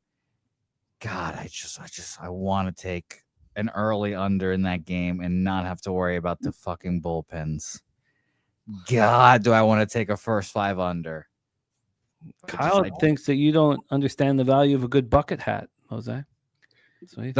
Now, Kyle, that's where you're wrong. I have a bucket hat in my car frequently, and as someone that's been called bucket for a lot of his life, I refute that statement, Kyle. I refute that. Right. But I want to take that first 5 under and full game under in that game so bad, Jimmy. All right. Well, tell us when you press the button, my friend. Will you scold me if I take the first 5 under here? I'll hope it loses. Okay. That's fair. Right. What's going to happen if you come on, man? You know what it's like. What's going to happen if you win it? Right? It's like I'm going to feel dirty. It's blood money. Jose's been off the hot fucking pipe, the hot glass pipe for so long. All of a sudden he's gets one hit of meth and he's back. He's back. Troy's fucking offering me the meth. He said, look, it's so good. I'll give it to you half off. All right. Oh, Minnesota Twins, Cincinnati Reds, Great American Ballpark in Cincinnati, Ohio. Bailey Ober, whom I once really liked, has screwed me over and over and over. 16-3 loss at home versus the Rangers. Guess who I had? 4-3, 4.40 ERA, 1.38 WHIP. He allowed 4 home runs in 4 2/3, 6 hits, 7 earned. Terrible. 6 walks. I mean, just an ass clown performance. And at home, where he had been pitching okay. Lefties are hitting him 272, 763 OPS. Righties, 273, 835 OPS. He's getting absolutely smash and grabbed. Nick Lodolo on the other side, coming off a terrible performance on the road, where we had been saying, how lucky are we that Nick Lodolo is so predictable. He reminds us, remember the Tyler Mahle days, where his splits were so ridiculous home and road. We have Lodolo, who is being lights out on the road and terrible at home. Now he gets lit up for 6 earned runs over 3 1/3 on the road. At home, I have that wrong. Sorry, it's on the road that he was getting destroyed all the time. At home, I thought I had that. I'm going to double check these numbers that I've written down here. But lefties, he's got the reverse splits. 346, 871 OPS from lefties, which is strange. Righties, 223, 660. The Twins are not hitting lefties. Last 30 days, 233, 691. Reds versus righties, 273, 807. And these bullpens are absolute trash. Yeah. They are so bad right now. Both have earned runs over 5 over the last 30 days. These bullpens are susceptible. Justin McKelvey, Ellie De La Cruz, RBI plus 143 in his pocket. Let's get into the weather here and then hand it over to the fellas. Weather-wise, we have possible light rain, and light rain. Maybe this game doesn't go 12.5 miles right to left Ballpark Pal says Great American Ballparks plus 24%, plus 51% home runs, plus 2% doubles and triples, minus 1% singles. Let's get into the line history here. We have a 9 minus 107 to the under. This opened up at 9 minus 117 to the under. So we have had 9 or 10 cents of movement. It's plus 104 to the over. Now minus 105, 9 cents of movement to the over. On the money line here for this red spot, we have the Reds sitting at minus 126. They opened up at minus 106. So they opened up at a very, very fishy number. The Twins are 8 games under 500 on the road. The Reds are raking. No team's hitting righties as hard as the Reds over the last 30 days. AM says, I don't know if this game goes. That is a real issue, whether or not this game goes. We have 55% of the tickets on the Reds, but 94% of the cash on the Twins. That's crazy. 50% of tickets on the over, 51% of cash on the over. Wine time. We don't know if this game goes, but let's do the due diligence on it. Twinkies, Reds. Yeah, I don't think this game's going to go, but I have a lean towards the Reds here in this spot, honestly. I want to back Nicky Lodolo here against Bailey Uber. Minnesota Twins, I mean, this team has just been playing some bad baseball. You mentioned it. Bullpen's been horrible for them. They had a nice little run there for a minute, but I just at some point knew they were going to come back to life. This lineup isn't deep enough, and I don't like the bullpen over there in Minnesota either. Reds definitely seem like the side, if you ask me. It's crazy. I've got only one play on the card today so far. Just haven't liked a lot of this action. It has a lot to do with this weather. It just says possible light rain. Is this actually not going to 84 degrees, possible light rain? I'd like to see what the percentages are of the game around the game. 65% on RotoWire overall. I want to just before you jump back in and put send it over to Jose. I knew something was up. I have the stats for him on the road. I knew that I was explaining how predictable Lodolo's been this year, how he finally got touched on the road. Those are his numbers on the road, and God, it's my biggest fear is screwing this up. But at home, he's had 6 starts, 32 and a third. He's allowed 38 hits and 21 earned runs. He's allowed 8 of his 10 home runs at home. Opponents rating 290 against him at home. His ERA is just a taint hair under 6. He seems vulnerable at home, and if this game goes, I think he's going to get touched up again. But sorry, I just want to make sure everyone knew that I had initially given the road stats, not the home stats. Roll on, my man. No, you're good. Yeah, I mean, looking at the total, I think if I had to move on the total here in this spot, it would be, I don't know. It's tough. Bailey Ober has been pitching really bad the last couple starts, but I mean, maybe this is going to be a get-right spot for him against a Cincinnati Reds lineup that you guys know I'm not impressed by any means. I'm surprised they're actually doing this well this season. But it looks like both these pitchers could get touched up today, but the Reds being minus 120, what are they right now? Minus 127 right now, Twins plus 117. I'm not going to catch the falling knife with the Twins, hoping that they're going to finally win a ball game. I don't trust this team. I haven't been backing them this season. Don't ever really plan to back them in certain spots. Yeah, but not in this spot. This is just going to be a pass for me, guys. Sorry, I haven't given out a lot of action today. I just haven't. This card's been a little, it hasn't been my favorite card. You'll find it. Been a little bit tricky. These two pitchers have allowed 23 home runs this year. I think if Ober and Lodolo kind of get stunted by the weather, then these trash bullpens come into play.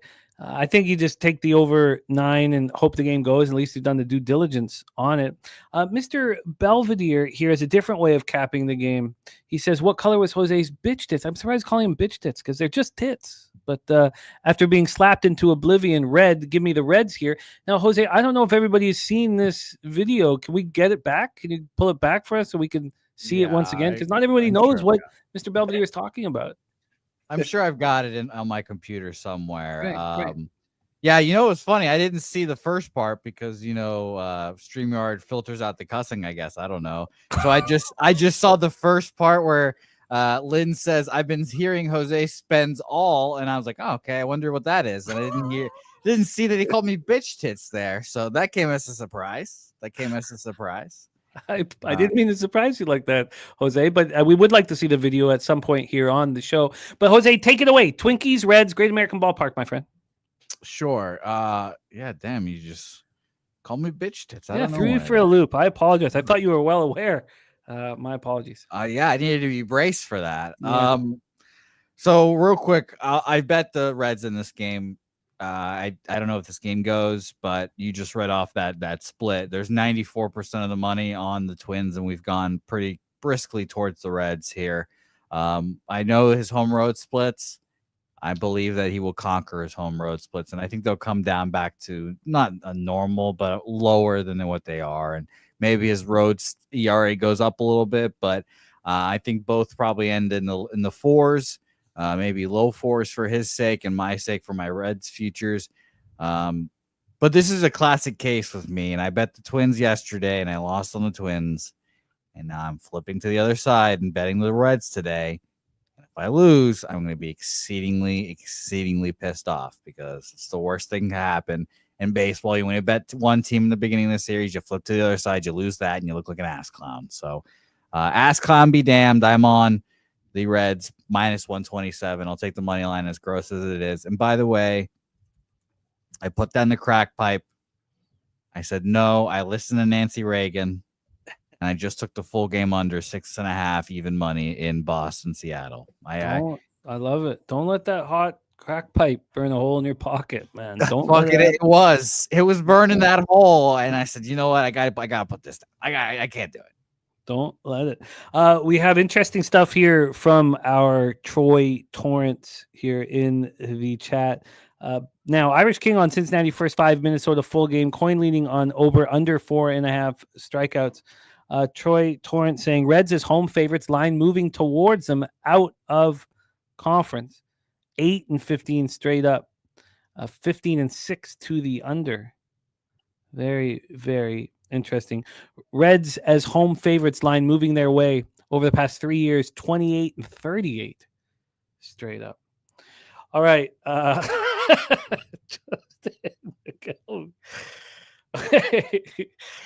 Okay, let's roll on. 7:15 p.m. All right, Justin. My bad. 7:15 p.m. Eastern, New York Mets 45-28, 18-18 on the road at the Atlanta Braves 32-39, 20-15 at home at Truist Park in Atlanta, Georgia, and Jose's old friend Paul Blackburn. Blackburn back. He had the one start on June 2nd, Jose. He looks great. 4-3 extra inning win at the Dodgers. He shuts them down for 5 innings, doesn't allow the nerd to run. They don't start him again until now, June 18th. He's told him to fuck off. Yeah, it's strange. Coming out of the bullpen, and he's not looked very good. His last bullpen appearance was in the debacle at home versus the Rays, 7-5 loss, and it was all him. He got 1 out, allowed 4 earned runs off of 4 hits. So what are we going to get from Paul Blackburn here? Going up against Chris Sale, who's been phenomenal. Coming off 7-1 win at the Brewers, 7 innings, 5 hits, 1 earned run, 11 Ks, 2 walks, 2.79 ERA, 1.21 whip. At home, his numbers were poor at the beginning of the season. He's changed it. Still, inflated opponent's batting average and things like that, but we know what we're seeing. Now 9 earned runs allowed in 28 2/3. He's allowed 27 hits, 39 strikeouts. And righties hitting just 671 OPS against them. And the Mets are not hitting lefties. 225, 662 OPS last 30 days. Braves are not hitting righties with power. 252, 717 OPS. The Mets bullpen has been excellent for a long period of time now. And the Braves bullpen has been okay. Let's get to the weather in Hotlanta. And we have a ball game here, a possible light rain, but it's going to go 85 Fahrenheit, feels like 88, 8 miles per hour right to left. It dies down to 6.3 miles per hour. Let's get into the line history here for this one. We have the Braves at minus 178. They opened up at minus 176. So, but we've dealt with this. We've dealt with the line not moving towards Sale in these starts. From a total standpoint, we have an 8.5 juice to the over, which is wild. This opened up at 8.5, juice to the under. So we've had 10 cents of movement towards the over. To add a little element to that, this did open up at 8 in the afternoon early. It opened up at 3:05 p.m. at 8, and it moved by midnight. It was minus 125 to the over. Didn't officially move to 8.5 here, according to what I'm looking at till 3:42 a.m. But that over 8 at -125. So a big move to the over. Justin McKelvey says Braves smash here. So let's just take one look at the cash flow and then hand it off here. We have 50% of the tickets and 75% of the cash on the Braves. Line's not moving. 93% of tickets on the under, 90% cash on the under. It's moving towards the over. It's mixed messages here. Wine time, take it away, Mets Braves. Yeah, I had to lean towards the under in this game, just thinking that Paulie B is going to go out there and we're going to need 5-6 strong innings out of him in this game. And I don't know if that's what I fear, is if we're going to be able to get that out of him against this Braves batting order. I do expect Chris Sale to go out there and deal, which is why they're a -180 right now. But I am seeing, it just a couple minutes ago was under 8.5, -110. Now it's -105, -115 to the over at the 8.5. It's moving towards the over, which is going to keep me off the under. I'm not going to move on the under in that spot. That was going to be a spot I might add. The more I look at it, I don't really necessarily can trust Paul Blackburn out of there. I might move. I'm thinking about maybe what's a minus. I want to get the -1 calculator out and see what I can get on a -1 here. Let's see. What's the team total here for the Braves? Team total over 4.5, -120. I think they could hit Paul Blackburn here. I might move on the Braves in some sort of fashion, whether it's on the -1, but still the -1's just, it's not really affordable. I don't know if I really want to lay -130, you know what I mean? Maybe -140 with the -1 here. Looking at the over, maybe the team total over 4.5, -120, that somewhat looks appealing here. Just thinking that they're going to be able to score at least, I would hope, 4 runs off Paul Blackburn in 5-6 innings and then get to the bullpen in some kind of way. But this could be another pass for me, guys. I did have a lean towards the under, but seeing the market move away towards it, I'm glad I didn't end up moving on this pregame, because it's going to end up keeping me off this game here. Nothing for me in this spot. I might come back to this and get a Braves -1 to a juicy number. I just don't know if I want to lay a juicy number on a -1 or not. So I'm going to, as of right now, it's going to be a pass for me, but I have a lean towards the Braves on the -1 line. What do you think about this one, Jose? Just before you come in, Jose, it's 15 cents more expensive for the Braves' first 5 on 365, which is what we'd expect. Yeah. Then the interesting thing, though, is that first 7, it's more expensive than the first 5. And it's not a VIG situation. It's the exact same amount of VIG being taken on that bet. First 7 more expensive. Interesting. Jose, take it away. Your thoughts on Blackburn and Sale. Over. That line movement says it all there. Yeah. 8 to 8.5 at some places, 10-cent jump at other places. All the money and bets are on the under, so I'll take the over here. 8.5, -115 for me, thinking that Blackburn gets touched up, Sale gives up like 2, and then we'll get some bullpen work that gives up some runs in there, and hopefully we'll take the full game over. Jose, the Yarbrough is starting today, and you remember Yarbrough's last start. They were him. Who was he going up against again? Can you remember? Was it Dobbins? I don't remember. No, it wasn't Dobbins. They were seeing Bayo. It was Bayo, I think. No, it wasn't The lefty. Was it Bayo? No, I don't think it was Crochet? Bayo. He was seeing the lineup again for the second time, and they'd gotten lit up and smoke. It was Crochet. Yes, thank you. Yarbrough versus Crochet. They were seeing the lineup again for the second time after getting lit up and smoked the first time. And the market was indicating that the zigzag was in play completely, and you backed it on the under, and it cashed. And it was your bet of the day, even though I didn't really feel like numbers kind of correlated with that action. I made the decision that I'm going to bet those from now on. I don't care if it doesn't correlate with me. I'm going to trust the market in those situations completely and fully, and hammer away from now on. So I did, watching how easy and how simple that was. I was like, well, what does it matter if from watching baseball all day, I don't feel like, studying the stats, that I don't get it. Who cares? Trust these books. Trust how much money they're making. Yeah, I learned that from you, that there are no broke books. So I'll trust these fuckers, even though my eyes might say one thing. I'll trust the ivory towers, I guess. And it may look like weak content. I don't care. I don't care if I'm like, look, the market's telling me this and I'm going to bet it. You know, if it's not the kind of breakdown that people are looking for, but our ROI is up, I mean, that's all that really kind of matters here. Yeah, I was thinking about that as well. I was like, I guess it's not like any special talent to look at the market and just follow the market, but here we are. But that was a perfect example because they just seen the opponent. I think that's the times I want to attack it, when the market's saying, look, it's zigzag is in effect here, and hammer it. So let's roll on. Mr. Belvedere on Braves to make the playoffs. Yes, plus 250. And we still haven't seen the tit slap. So let's. I have it now. Okay, yeah, I have it. Good. Would you like it? Yeah, let's see it. Breathe, bro. So this is gonna be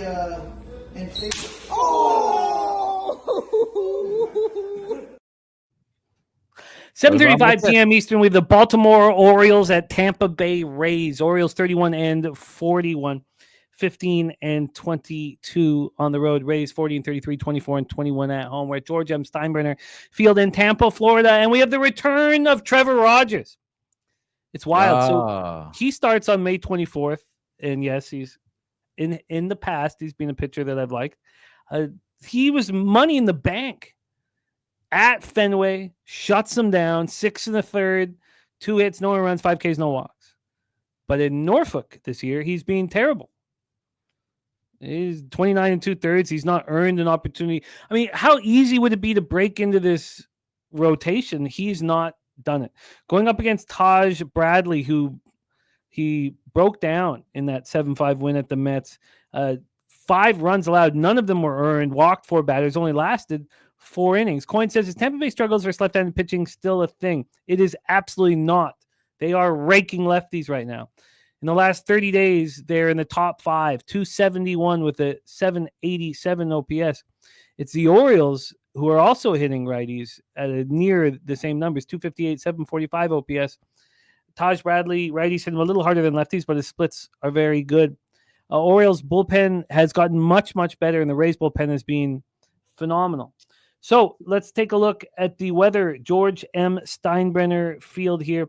We have possible light rain early, but we'll stop. This game is expected to go 90 Fahrenheit. Feels like 97 and 5.4 miles per hour out.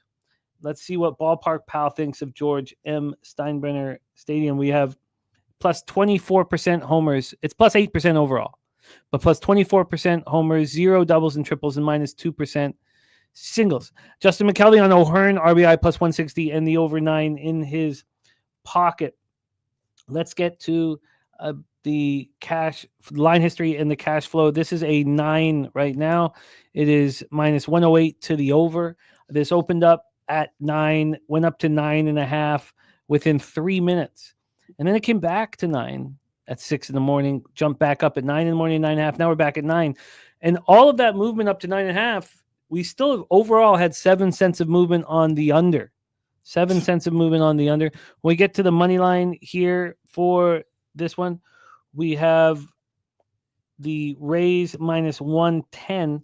They opened up at minus 131, a huge move towards Rogers and the Orioles, plus 118 to plus 102. This is very interesting cash flow here. 58% of tickets, 61% of cash on the Orioles, 93 and 93 on the under. Mr. Bouquet. Oh, sorry, this one. Yes, Mr. Bouquet, take it away. Orioles Rays. Yeah, this was another spot that the market, kind of speaking here. It seems as if the Orioles and old Trevor Rogers are live here from minus 130 openers here, where we used to play poker and pinning out at a minus 110. And again, it's pretty split money line wise, 58, 61% of the money on the Orioles here. So yeah, I wrote down Orioles as one of my 4 plays that I was looking at here, and it seems like I will probably be on the Orioles as well. I mean, I just said when the market but we're supposed to put a line through the Rays versus lefties. We're supposed to put a line through the Rays bullpen, and we're just supposed to expect Trevor Rogers to want to stay in the major leagues, but he's not proving that in AAA. And Norfolk, it's a very strange situation. Wine time, Orioles Rays. Yeah, when I capped this card yesterday, one of the games I circled was the Orioles, and the more I look at it and hearing you guys agree on this spot, it makes me feel like Trevor Rogers is live here. I mean, you guys touched on it. He had a good start last game. You touched on his minor league numbers. Yeah, that doesn't really concern me, honestly. And I think that what number can I get? Oh, man, see, these two books, it's crazy. Best number I can get available right now for the Baltimore Orioles is plus 100, plus 102. And I want to move on it. I want to do it right now because I feel like they're going to at some point get to even money and then potentially up to a minus 105. On one of my books, they're already up to a minus 108. But obviously on that book, dogs are not good lines on that one. So, but it's still interesting to look at. I haven't been using that book, but it's still interesting to look at. But I'm on the plus 102. I'm going to move on it right now, guys. I'm going to make it official. I'm going to back Trevor Rogers here. I think he's going to get it done. The Orioles have been playing better baseball as of late. I think this is a spot where we're seeing this line movement towards them for a reason. I talked about it last time on the show that I do like Bradley, though. I do think he has good stuff here, but I do think he's vulnerable here. And I think Trevor Rogers can go out there and he's going to have to give us 5-6 strong innings. I don't trust this Orioles bullpen by any means. That's where it's going to get tough, especially if the wind starts to blow out as the day goes on. We'll see. But I'm going to be on the Baltimore Orioles plus 102 on the money line, making it official right now. I'm going to put it in and then tweet it out. And, I'm on the Baltimore Orioles, guys. You got it. Both Jose and Wine Time on the Baltimore Orioles. It's a pick 'em at 365. Plus 102 is what I got as well. Oh, you got plus 102 as well. Let me move that over here. Wow. I can't do it. I can't do it. It is funny that you say you can after the totals rant. I just what I said earlier was that the pitchers who are comfortable in this minor league ballpark, now Rogers has been in AAA, not pitching well, but who are used to this wind blowing out and it gets less and less every minute, blowing out, are going to have an advantage. This bullpen is pitching very well. I'm sure the Orioles are going to win, but I can't go again. So, with that zigzag in game 2 of the Crochet Yarbrough, I didn't have anything against it. I just didn't have anything that correlated with it, which I have to move on those. Here, I just look, Spooner's on it. All you guys are on it. I imagine this is going to be an easy casher. I just can't do it. I can't do it. Obviously the market's telling us the future. You have a team that's 7 games under 500 going up against and 10 games over 500 overall against a Rays team that's 7 games over 500 overall, 3 games over 500 at home, and the Orioles are going to be the favorite. It's absolute shock and awe. But my hopes is that this is one of those spots you like where the guy was in the majors, took his taste, got his ass kicked, got traded, obviously, and then gets sent down for a while and then gets his chance again. Hope that's kind of my hopes that he goes out there, pitches for his life. It's a great angle. It's an angle that I like very much. So, all right, let's roll on to our next spot on the board. Good God, did the White Sox screw me yesterday? Me too. Oh, God. I got that 1-0 lead and was like, okay, we are in business. I was like, oh, great. Here we go. Awful. Spooner says Rogers spent his entire career pitching in humid Florida weather. He's a New Mexico kid. He likes the heat. Bradley doesn't do well in this park. And Trevor Rogers, I trust. Now, the roof is not open very often in Miami, but I hear you, Spooner, and I think you guys are on the right spot. I just can't do it. Let's roll on here. Wine time. We have Cardinals, White Sox, and we reach the spreadsheet play of the day from Mr. Ron Crawford. Cardinals -1 with Sonny Gray on the hill. 7-2. Sonny Gray is 7-2, 3.84 ERA, 1.18 WHIP, 79 2/3, 85 Ks, 15 walks, 10 home runs. And the talk here is that this game will not go. We talked about it off the top. Looks like we're gonna have rain all the way through. Yeah. So we don't need to put a ton of work into it, but we should do due diligence. Matty Ice says 80% chance of rain most of the night. I expect Sonny Gray to bounce back. We talked about how he's not being good on the road. And so I took the over in his last start and I lost it. despite Sonny Gray allowing 6 earned runs and 4 in the third. I couldn't get to the over 7.5. Game ended 6-0. On the road, he's allowed 17 earned runs in 26 innings, and righties are hitting him really hard. 283, 797 OPS. Then you have Sean Burke, who has not been very good home or road, coming off a 10-2 loss at the Astros. And lefties hitting him 210, 721. Righties 288, 845. Neither team's hitting righties right now. Cards just 245, 673 last 30 days. White Sox 228, 648. Both bullpens have been middling.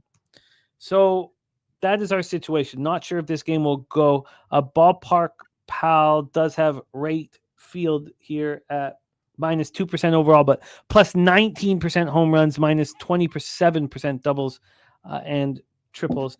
Line history wise, here we have the White Sox at plus 150. They opened up at plus 157, so we've had to move towards them. On the total for this one, we have, move over here. We have an 8.5 minus 110 to the over. This opened up 8.5 minus 106 to the over, so a very tiny, tiny move. And then when we get to the cash flow for this one, we have 82% of the tickets and 90% of the cash on the Cardinals. The slight line move towards the White Sox. 63% of tickets and 73% cash on the under. A slight move towards the over.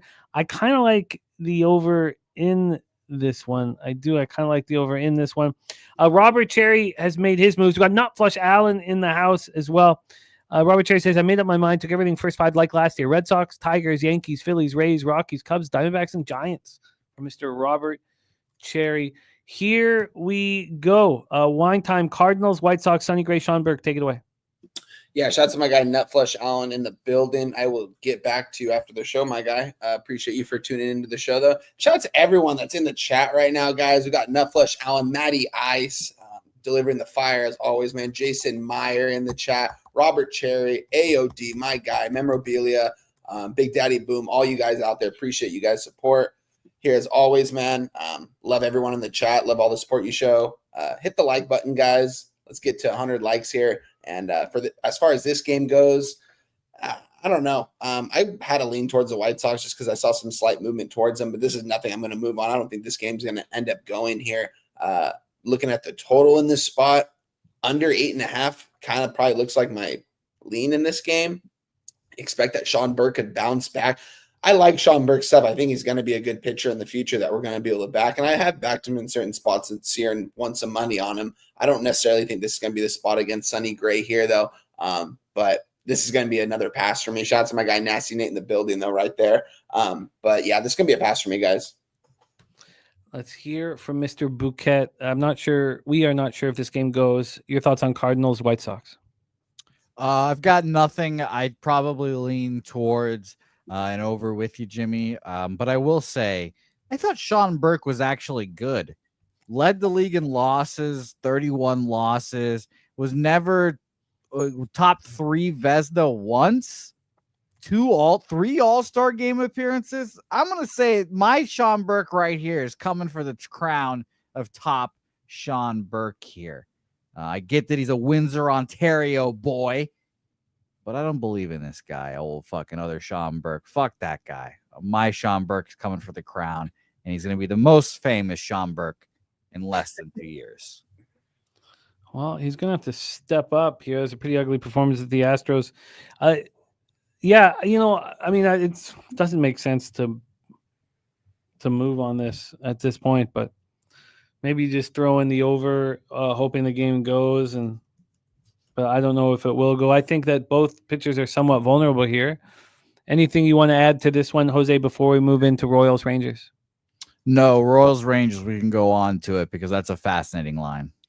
A couple lefties here in Chris Bubich and Patrick Corbin in different stages of their careers. We're Globe Life Field, Arlington, Texas. Roof's going to be closed. Royals, 3 games under 500 overall, 3 games under 500 on the road. Rangers, 1 game under 500, but they've been very good at home, 9 games over 500 here with Patrick Corbin on the hill. Let's take a look at the line history for this Rangers-Royals spot. This bothered me to no end. 3 runs in the first inning. Lose the first 3 under, the full game goes under. Haven't had a lot of those situations this year. This one opened up under 8 at plus 100, now under 8 at minus 102. So 2 cents of movement towards the under. When we get to this money line, we have Sorry, let's go over here. We have the Texas Rangers at plus 116. They opened up at plus 109. So the Bubich and the Royals gone from minus 120 to minus 126. 6 cents of movement there. Let's get into the cash flow for this Rangers Royals spot. We have 56% of the tickets and 74% of the cash on the Texas Rangers. 93% of tickets, 90% of cash on the under. Bubich 5-4, 1.92 ERA, 1.07 WHIP has been very good, but he's coming off a 6-3 loss at home where he got touched up for 5 earned runs by the Yankees. He's been dominant on the road this year. 7 starts and 7 earned runs allowed. 195 opponent's batting average. He's gone 42 2/3, only allowed 30 hits. He's got the reverse splits. Lefties hitting him harder than righties. You want that, I think, because you're going to always be facing more righties. You got Patrick Corbin coming off that 16-3 win at the Twins when Ober absolutely sucked. And shout out to our guy, the Chillist in the house. Astute Chaos, the Chillist here. Thank you for the dono. Blessing our action. The Chillist in the house, man. Thank you. Great to see. Let's get after it, man. And thank you for the support. Thank you for the inspiration. Let's get it. Let's attack this one here. Lefties hitting 206, 652 against Corbin. Righties 255, 732. He has been excellent at home. 9 earned runs over 5 starts. Royals aren't hitting lefties. Rangers aren't hitting lefties. Royals 249, 637. Rangers 200, 548. Rangers bullpen is now being elite over the last 30 days. Royals bullpen starting to look better. I mean, everything here in this one is telling me that this game goes under. Let's just look at that move once more here. We have the 8 minus 110 to the over. This opened up at 8, went up to 8.5 immediately, then came back down 30 minutes later. Only 2 cents of movement to the under and a lot of money on the under. Makes me uncomfortable, but if I was not looking at the market at all, and only focusing on the statistics, I would be on the first 3 under, and I'd be on the full game under. Mr. Bouquet, Royals Rangers, take it away. Yeah, I figured, again, maybe I have a bias towards the Royals. I don't know. But I figured this line would be closer to minus 140. I don't know, minus 150. And I was surprised to see it to be so low here. Going back to the market, there's 56% of the bets, 74% of the money on the Rangers. Another kind of surpriser. The line's not really moved much either. We've gone a couple cents up here. Where we used to play poker, opened it up at minus 120 and has actually gone up to minus 132, where everyone else is still minus 120, basically. So the total interesting, and I don't mean to cut you off, Jose, but it's important. It's very important. Spooner's right. Where we used to play poker, open this at 8.5. Not only that, they had the over 8.5 at plus 100. Then they left it there with the under 8.5 minus 120. They left it there for 11 hours. It only moved a few more cents to the 8.5, and then they moved it to 8. A full 12 hours after the line dropped. That makes me feel better about the under. It makes me feel a lot better about the under. So I think it's the first 3 in full game under double up here for me, Mr. Bouquet. Keep rolling. These guys against lefties, weighted runs created plus wise this month. 51 for Texas. Kansas City is, if I can find it, 74, so horrid. And if you want a smaller sample size for those people interested, just this month, 18 days, Kansas City is, and then I'll just have to control F this, 11th in 158 plate appearances, 97 weighted runs created plus, so actually passable, while Texas in 95 plate appearances has 71, so still horrible there. Yeah, I just think this is an under as well. And I'm shocked that the the Royals aren't a bigger favorite, so it makes me feel like Patrick Corbin's going to pitch well here today. Yeah, I just wish their numbers weren't so good, honestly. I mean, I know we're talking about Patrick Corbin, who has allowed 10 homers in 66 and a third, but numbers are pretty good. Let's hear from you, Wine Time. Take it away, Royals Rangers. Jose knows what I'm about to do right now. Shout out to the chillest in the chat for making the donation. I had this ready in case anyone made a donation, man. It's 11 a.m. over here on the West Coast, so it's time to have a drink. Shout out to you guys for showing love as always, man. We had quite a few of these on Saturday because people kept hitting the dono button. So shout out to you guys hitting the Captain Morgan today. Let's go. Shout out to you guys. Let's get it in you. Under 8 minus 105 for me. Yeah, I'm on the Texas Rangers. I'm on plus 120 on the money line. I'm backing Patrick Corbin today, guys. My old pal, Patrick Corbin, he's been pitching well this season. Don't get me wrong. I don't think he still has some good stuff in him, but he's able to throw strikes and he's able to locate well. And he's been pitching well this season. So I'm on Patrick Corbin. I think this is a weird line. Chris Bubich only a minus, let's see right now, minus 128 right now at my book sitting. Minus 130, apologies. And minus 135 on another book. But I think that this is a little bit fishy of a line. I think Bubich should be a little bit more of a favorite. I know the Royals have been struggling to win ball games. This team doesn't look good. I've kind of said it throughout the season. This isn't a team I believed in the start of the season that was going to make any kind of noise this year. I just don't think they have enough personnel in that batting order. But I still think this is somewhat of a fishy line. The Texas Rangers aren't playing the best baseball either. Patrick Corbin against Bubich. I'm getting a plus 120 on the Texas Rangers. I'm going to take it here. Give me Patrick Corbin on the money line plus 120 here. Yeah, I mean, the only thing that doesn't fit here for me is just that their numbers are quite good. So I would like to see this 2.5 be minus 130 or minus 135. It's not. It's a pick 'em. That makes me a little nervous. But I'm not. Look, I don't have much action on this card, and I'm going to double up here on the first 3 under and the full game under. Jose on the full game under and wine time on the Rangers plus 120. Let's move on and talk about the young fireballer Jacob Misiorowski here. He went up against Sonny Gray in his last start, and he looked very, very good. Did not allow a hit, struck out 5, and walked 4, but looked very good. Now he's going up against a lineup that's hitting 270 with a 772 OPS versus righties. He had gone up against the Cardinals team that had stopped hitting righties. It was much easier. In the last 30 days, Cardinals are 245, 673. So here is a Cubs team that has over 100 points higher, OPS. And I think that he could get touched here. Jamison Tynan on the other side, 7-3, 3.48 ERA, 0.98 WHIP, 65 strikeouts, 16 walks, and 16 home runs allowed in 82 2/3. But he's coming off a quality start at home, a 6 1/3, 2 earned runs, and a 3-2 win at home versus the Pirates. He's at home. He's always being trusted. At Wrigley, and I don't see why we wouldn't trust him here. Righties are hitting him a bit, 252, 765, but lefties aren't, 179, 600. Yes, shout out to Chill Will back in business with us. Lil Domo, Chill Will, Uncle Mike. Great to see you guys rocking with us. We got Brewers versus righties, 237, 708 OPS. Cubs, as I said, 270, 772, and the Cubs bullpen's been phenomenal, 1.01 ERA over the last 30 days, and Brewers has been fine. Let's take a look at the weather here to get us rolling. We have rain throughout this whole game. We talked about it in the White Sox game. So this game may not go. 8 miles per hour in, light rain to start, and then it gets full rain. And then light rain again.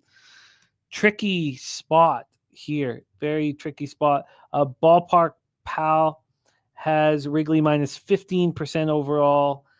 Minus 21% homers, minus 17% doubles and triples, and plus 3% singles. And our guy Spooner thought that Misiorowski was going to get touched, and he didn't. But he could very well get touched here, and Spooner can have the last laugh. Let's take a look at this line history. This total is sitting at an 8. At a pick'em. It opened up at 8 minus 101 to the over. Now it's 5-cent move to the over. Let's take a look at I wish this game was going. I wish that we didn't have weather dealing with this because I'd like to hammer it. This game has the Cubbies at minus 148.9, opened up minus 145, 4 cents of movement towards the Cubbies. Just my 2 cents says everyone is on the Cubbies today, and he loves it. So let's take a look at the cash flow here for this Cubbies spot. We have 54% of the tickets on the Cubs, and interestingly enough, 73% of the cash on the Brewers. 84% of tickets on the under, but just 65% of cash on that under. Let's roll. Wine Time Sports, Wrigley Field, and 23-year-old Jacob Mizorowski on the hill. Yeah. Cubs -1, -105 looks really solid to me. I haven't made it official yet. I kind of still want to break this game down a little bit here, but I like the Cubs here. But yeah, it just worries me with all this rain today, guys. I just hate that it's raining everywhere over there on the Midwest and East Coast, man. Let's see here. I mean, I like James Talon. I want to back him here against the Milwaukee Brewers. Let's see. It did seem like the public is somewhat on the Cubs here, so that's kind of keep me out. But I look at this Cubs lineup, guys. This is one of the deepest lineups in baseball, one of the most underrated, underappreciated lineups in baseball. I mean, 1 through 9, they're solid, man. These guys have playing some really good baseball right now. And the Milwaukee Brewers, don't get me wrong, have been playing some good baseball as well this season. What's the line currently sitting at right now? Yeah, I can get a -1, -105 total right now, sitting at an 8 here. Oh man, it's the rain that's keeping me off this game. I just don't want to wait around for this game. I don't want to have any delays. I don't like that when that happens. My ROI hasn't been good in those kind of situations, what kind of has me a little bit hesitant on this card today. So it's going to keep me off this game officially. I'm going to wait, and see in a couple hours from now. Maybe I tweet out the Cubs on the -1 line. Probably get at that time. I think I can get a similar number. Maybe it'll go up to a -110. But if it does, then I'll like it even more. But I have a lean towards the Cubs here. I think they take care of business against the Milwaukee Brewers. It's looking like there's line movement towards them as well. Not a bunch, but they're up to -150 right now. Nothing for me. I'm not going to move on this game officially. This rain just has me off these games, guys. Apologize. I don't know if it goes. Just my 2 cents. Brew Crew Island. TC's play today, Brewers +130, and Jerry Davis on the Brewers first 5. And Dab Fence has loved this kid and the Brewers in this game, but game won't go anyways. Mr. Bouquet, think this game goes, and what are your thoughts on it? I don't. I do lean Brewers, though. The line being the exact same line, money line wise at least, as it was yesterday, always is a little dubious to me. If I see the same price for 2 different pitchers and 2 teams, I always kind of think the result will flip. The Cubs won yesterday, so we'll see. I'll be tracking this and see how it goes here today, but I had no action. I expect it to be rained out. I do too. And yes, the Ravens have signed Jair Alexander.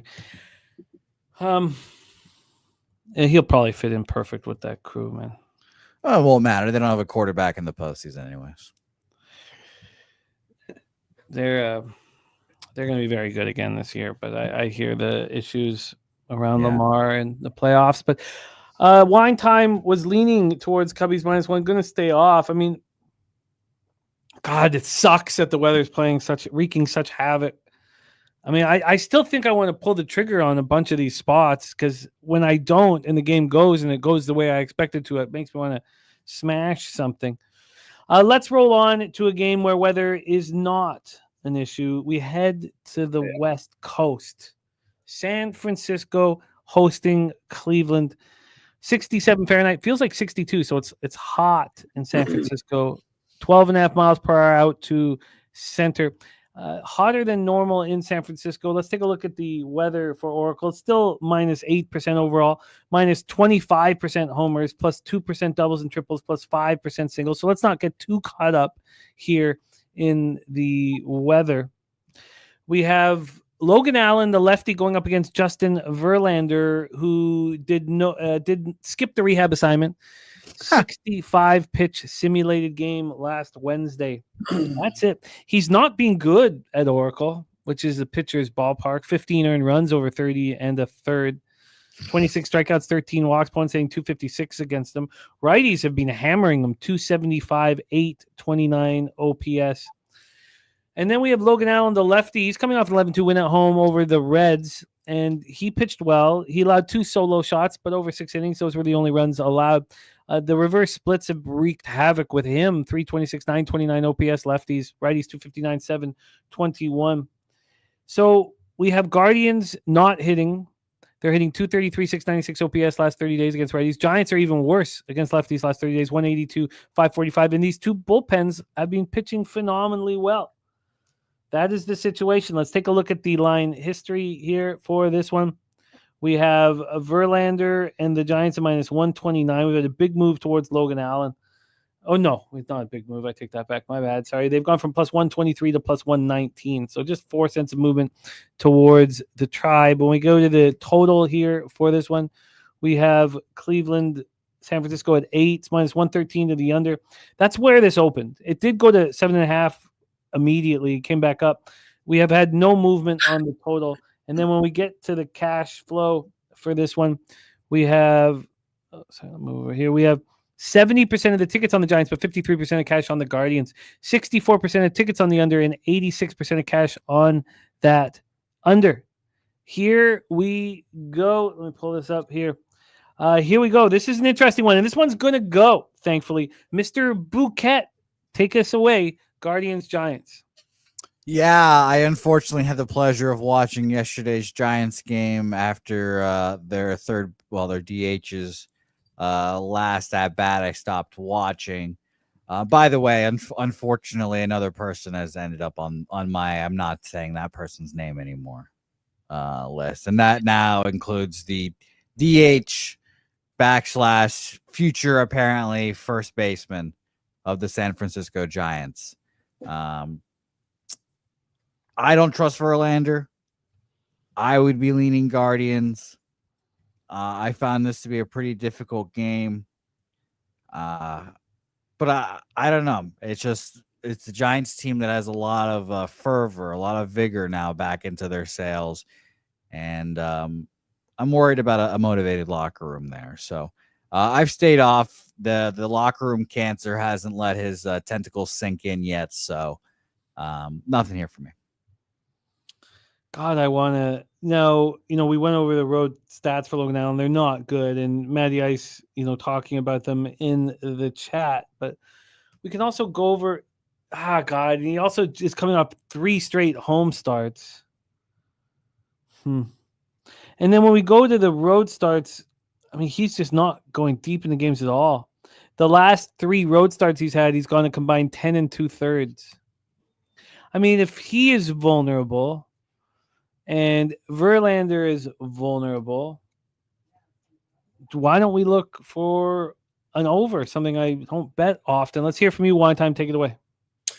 Yeah, Jose. I mean, shout out to the Giants. I mean, they went out and they got themselves one of the top 10, 12 hitters in all of baseball, and Rafael Devers is a huge move for them to do that. But with that being said, it doesn't mean I'm going to back him here in this spot. I don't trust Justin Verlander at all. I don't know why he's still trying to pitch in the major leagues. I know he's trying to get some wins, but he doesn't even have a goddamn win this year. I don't know how much he has left in the tank here. He's coming off that injury, skipped his rehab start, and he's been struggling at home. We've been seeing it firsthand here. And the line slightly moving just a couple points towards the Guardians' direction. Kind of has me on the Guardians here in this spot. Shout out to my guy said, fuck Devers, nasty Nate. Oh, man, that's crazy. But I don't know. This is a tough game here for me. I kind of want to move on the total here in this game. But I don't know if I can necessarily trust Verlander to pitch well. I would only take the under here in this game because I don't really necessarily trust neither of these offenses here. Looking at the weather, I mean, it does look a little bit like hitter-friendly weather. 10 miles per hour blowing out to center field. Is that what it's looking like right now, Jimmy? Yeah, but Ballpark Pal has this at minus 25% home runs, minus 8% overall. Doubles and triples go up 2%. And singles go up 5%. I guess Matty Ice has nailed it that nothing correlates because I want to fade Verlander, and I guess I don't trust Logan Allen on the road. And then the Guardians aren't hitting righties. The Giants are even worse against lefties. I mean, this is I keep rolling one time. I'm listening. Yeah, no, it's a tricky game. I kind of want to move on the under here in this spot, but like I said, I don't know if I can trust Verlander. But it seems like every time Verlander goes out there, whatever team he's on, they don't really necessarily hit for him either here. And the Giants' offense isn't anything I'm crazy about right now. I mean, yeah, they added Rafael Devers, which was huge, but still, it's going to take a little bit more than that, I think. What is this expected line? Jung Ho Lee, Willie Adams, Rafael Devers, Ramos, Flores. That's just the projected, but it's going to be a stay away game for me, guys. I don't want. I kind of lean towards the under. I might get to the under, but he has to be the more vulnerable of the two, right? I would think so. Yeah. I mean, I don't trust Verlander anymore. I don't think. I mean, he could go out there and shock us all. Don't get me wrong. He can go out there and have himself a good start, but I can't put my money on that, and I can't. At the same time, I think Jose Ramirez, if there's a couple people on for him when he comes up to bat, he hits a long ball, and there's a couple of people on base, and that's pretty much maybe all they need here in this game. That's why I kind of lean towards the under. I just don't trust either of these offenses, honestly, but it's going to be a pass for me. I'm going to move on one of these late night spots, whether it's on the show or I end up tweeting it out later as I see the lineups get posted and see all the line movement in the markets and stuff like that. But it's going to keep me off. I nothing in this game, guys. Jose, can you pull up weighted runs created, whatever you prefer, 15 or 30 days? I want to just go over some of these teams here. So his last road start, and tell me when you have it up. For you're talking splits against righties, lefties? Lefties. No, sorry. Yes, lefties. Yes. Splits against lefties. Yes.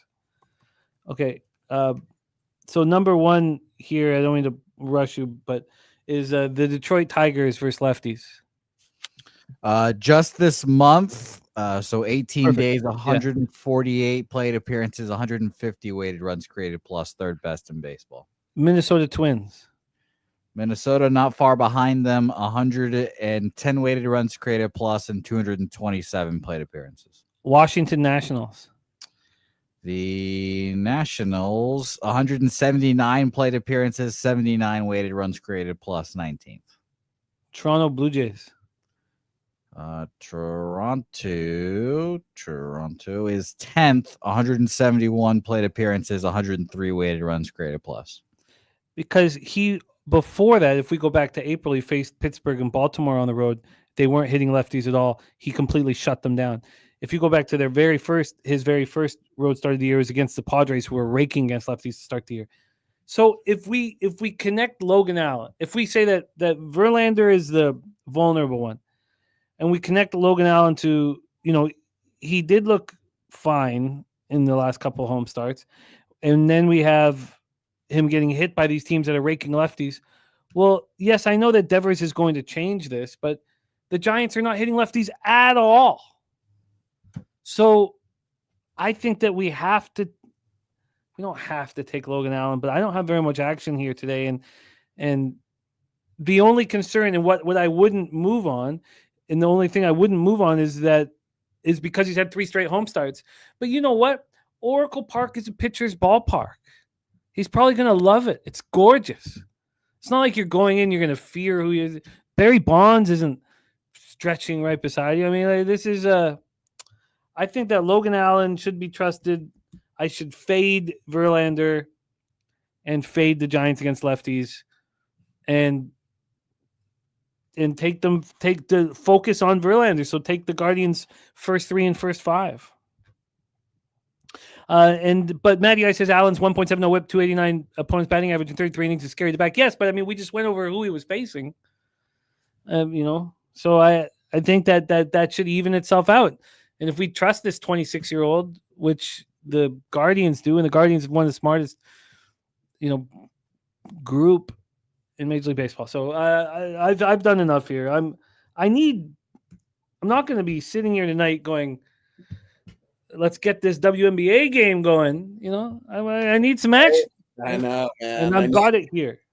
I'm going to move on the Guardians here, first 3 and first 5. Let's roll on. We got 2 games left, so there still could be action. 10:05 p.m. Eastern. The Astros were very good to us yesterday. Sit back, relax, and get that cash. They're destroying left-handed pitching. I mean, it's insane what they're doing to lefties right now. And they should be backed immediately against any lefty. Now, here we have a very trustworthy Framber Valdez. Now, his last start was against the White Sox. I remember it very well because we talked about it at length. What was the best way to bet it? And I still, didn't really trust their bats against righties. They don't seem to have power against righties. But they won 4-3, and we cashed the double result, and I was thankful for that. But he only went 5 innings. He allowed 7 hits. He did strike out 12. I mean, he looked very good. He's not been that good on the road. He's been phenomenal at home. He's not been that good on the road. 7 starts, 44 innings, 35 hits, 19 earned runs, and his splits are great. Then you have Luis Severino with the craziest stats. We talked about it right off the top of the show. He's allowed 41 earned runs at home and 4 on the road. That is crazy. His last start was on the road, and he was very good. 7 2/3, 1 earned run, 1K, 2 walks, 6-4 win. But now he's home, where he gets lit up and smoked. Lefty's hitting 273 with a 751 OPS, and this is a real hot group of bats here for the Astros. Let's take a look at the lefties that we will see on their lineup, and there are none. This expected lineup is all righties, and Severino's been getting them out here. The A's bullpen's a train wreck. The Astros bullpen is very good. Let's take a look at the weather here. If it's hot in San Francisco, it's going to be hot in Sacramento. We have 99. Wow. Feels like 96. 99 at first pitch. 7.2 miles per hour to right center. It's hot. Let's see what Ballpark Pal has. Sutter Health. Plus 11% overall. Plus 34% home runs. Minus 6 doubles and triples. Plus 5% singles. Let's get into the line history here. Let me just move this off the first 5. Sorry. For a full game total in this one, we have Severino, Astros. It's a 9.5 here. Minus 118 to the under. This opened up at 9.5, minus 117 to the under, and quickly went down to 9. It's back at 9.5. You know, I'm a little surprised that this isn't a much higher number. I guess it's Framber, and maybe Severino going to step up against Framber. We have plus 143 here for the Athletics. They open up plus 140, so very little movement there.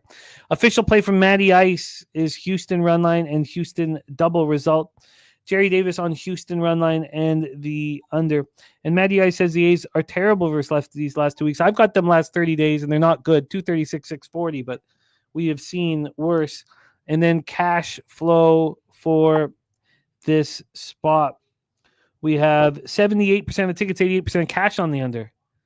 88% of the tickets on Houston, but 63% of cash on the Athletics. It's telling me this, and I know this is not comfortable, but it's telling me that Framber Valdez hasn't been very good on the road. And Severino is expected to pitch well here against an Astros team that's hitting lefties much harder than righties. And we also have a lineup against Severino that won't have left-handed bats. But everybody here on Astros, and I understand why, let's roll Wine Time Sports, Astros Athletics. All right, guys, we've got to play in tonight's action. Athletics team total under 3.5 plus 110 here. You said it perfectly correct. I think Framber is going to go out there and absolutely deal against these Athletics. Why is this total over only 9.5 right now? This should be a minimum 10, potentially even a 10.5 if you ask me. Especially with this weather, what happened last night. I think the Astros are going to be able to do whatever they want against Severino. The question is, are the Athletics going to be able to put up any runs against Framber? I expect Framber to go deep into this ball game, potentially 7 innings, and that's what we're going to need out of him. And if he does, I do not expect this Athletics team to even score 3 runs, and we're getting a 3.5 because of a higher total. Athletics team total under 3.5 plus 110. I don't think they're going to score 4 runs in this ball game. There's absolutely no way they do. And if they do, it's going to be in the later part of the game when they get to the back half of the bullpen. If the Astros are up 5-0, 6-0, something like that, and they see not a higher leverage arm from the bullpen, that would be the only way I think the Athletics are going to be able to get over this total. I think Framber go out there, 7 innings, 1 earned run, and pitch lights out baseball and let the bullpen take over for those final 2 innings. We're going to have to trust that. But Athletics team total under 3.5 plus 110. I think this is a great play for tonight. I love it. So I'm officially on it. That's going to be my 4th official play given out on the show. A's team total under 3.5 at plus 110 for Wine Time. Matty Ice saying that he thinks Framber is being fine on the road. Let's dive a little deeper here. I guess it's pretty similar to what he's done, at home. 7 more earned runs, but there's no kind of, outlier here. I mean, the splits are very good. Hasn't faced the Athletics this season. Okay. And Matty I saying, those are solid numbers on the road. I mean, I guess he allows 1.5 more runs on the road over 9 innings than he does at home. I guess that's not that big of a difference. Let's hear from you, Mr. Bouquet. And also, Jose, touch on this. Often when a Russian goaltender is going up against Vasilevsky, the two Russian goaltenders seem to rise to the occasion together. There's something that happens when the Russian, and I bet unders a ton when Russian goaltenders. Is there a similar thing with these two Dominican Republic pitchers going up against each other? Do you think that that's something that they care about? There'll be a lot of Dominican fans. They might want to step up for them. Does that play into this at all? Take it away, Astros Athletics. I don't think so, because I just don't think they're like very buddy-buddy. If there was more like a competitive, friendly rival between the two, I think they would be. Severino probably is not a big fan of Valdez, Astros, Yankees stuff. So I ended up staying off this game. I do expect Framber to pitch well and do his thing. Framber's last 2 starts against the A's, 6 1/3, 5 hits, 1 earned run, 7 innings, 2 hits, no earned runs last year. So I expect him to go out there and do his thing, but I stayed off. Stay off here. Shout out to Razor Sharp Picks in the house, live at Delaware Park right now. That's sick. Right now, which does lead us to our first horse racing stream here on Pub Sports Radio in a long time. Coming up in 11 days. In 11 days, I can't wait for it. I guess 10 days, really. 10 days, sorry. Saturday, June 28th. Razor Sharp Picks may be able to make an appearance as well. We have all the old crew together, so that will be not this Saturday, but next Saturday, all day. God, I can taste the booze. I can taste it right now. Okay, so we have wine time on the A's team total under 3.5. Wine time. Severino's been so bad at home, but it feels like. Do you think that this total at 9.5 in the heat in Sacramento is indicative of Valdez stepping up, not Severino? Yeah, and Spoons touched on in the chat. You guys notice Framber, whenever he's out there on the mound, he's always sweating, and he appears to pitch better when he's sweating, and I think he's going to be able to pitch very well in this heat. Don't get me wrong, he's not in the best shape in the world, but it seems like I've seen him on numerous occasions when it's like 95 to 100 degrees out there. I can just remember him going out there and sweating balls, but still going out there and pitching lights out baseball. And this is a lineup he could very well dominate. I know Wilson's back in the order for the Athletics, so they don't get me wrong. They're 1 through 4. I've said it for a while. Is solid, but I think he can pitch around those guys and get by them, and he will have a lot of success with that bottom half of the order as well. So I think he goes out there and throws a solid 7 innings. Yeah, I think it's indicative on Valdez. I don't think the Athletics are going to be able to get anything off this guy today. That's just what I think. That's what when I'm looking at the market and all this stuff and seeing the total, seeing the Athletics team total out of 3.5. I've seen Framber do this enough in hot weather conditions. So I'm going to trust that he does it here and he takes care of business against the Athletics. All right, you are in. And so what's keeping you off the Astros -1? That's another thing. I don't know. That could be a move I maybe make before this game goes off here. Let me see what I'm currently sitting right now. Astros -159, -1.5 +100. Yeah, I mean, I could get an affordable -1 actually at this point, and I think I might end up doing that. Let me look at the -1 calculator and let me get back to you guys on what number I can get. But I think the -1 is very live too here. I think this is like a 4-0, 5-0 type of game, 4-1, 5-1, something like that. It doesn't even come close to hitting this over. The under 9.5 too right now, -120. I mean, is this going to get down to a 9? Before first pitch? I don't know. And as hot as it is, it's kind of wild to me in a minor league ballpark like that, where we've seen the ball just, I mean, you guys have heard me talk about it. When I see totals in Sacramento go from like a 10 to 10.5, 10.5 to 11, and hit very hitter friendly conditions, I always move on the over, and it's been very successful this season. But yet it's very hot weather and it's going down. It's just, it doesn't make any sense to me, which is why I'm on the under here in this spot. As much as, it's crazy, but like that's what makes sense to me in this cap. When I cap this game, I don't expect a lot of runs. Astros, maybe they get to like 4 or 5 runs, but I don't expect Athletics to get anything on the board really in this game. Maybe 1 or 2 runs tops.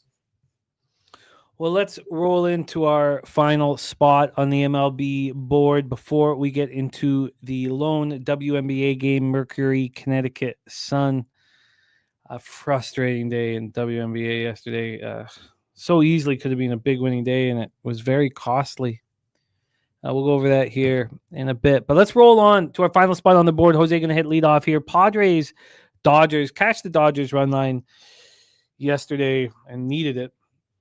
Dodger Stadium in Los Angeles, California, Chavez Ravine. We have 78 Fahrenheit. Feels like 77. 7.2 miles per hour to right field. Dies down at 5.4 miles per hour. Let's take a look at Ballpark Pal here for for Chavez Ravine. We have minus 1% overall, plus 13% home runs, minus 5% doubles and triples, and minus 3% singles. How to hoop, says Kolek out of Marquette.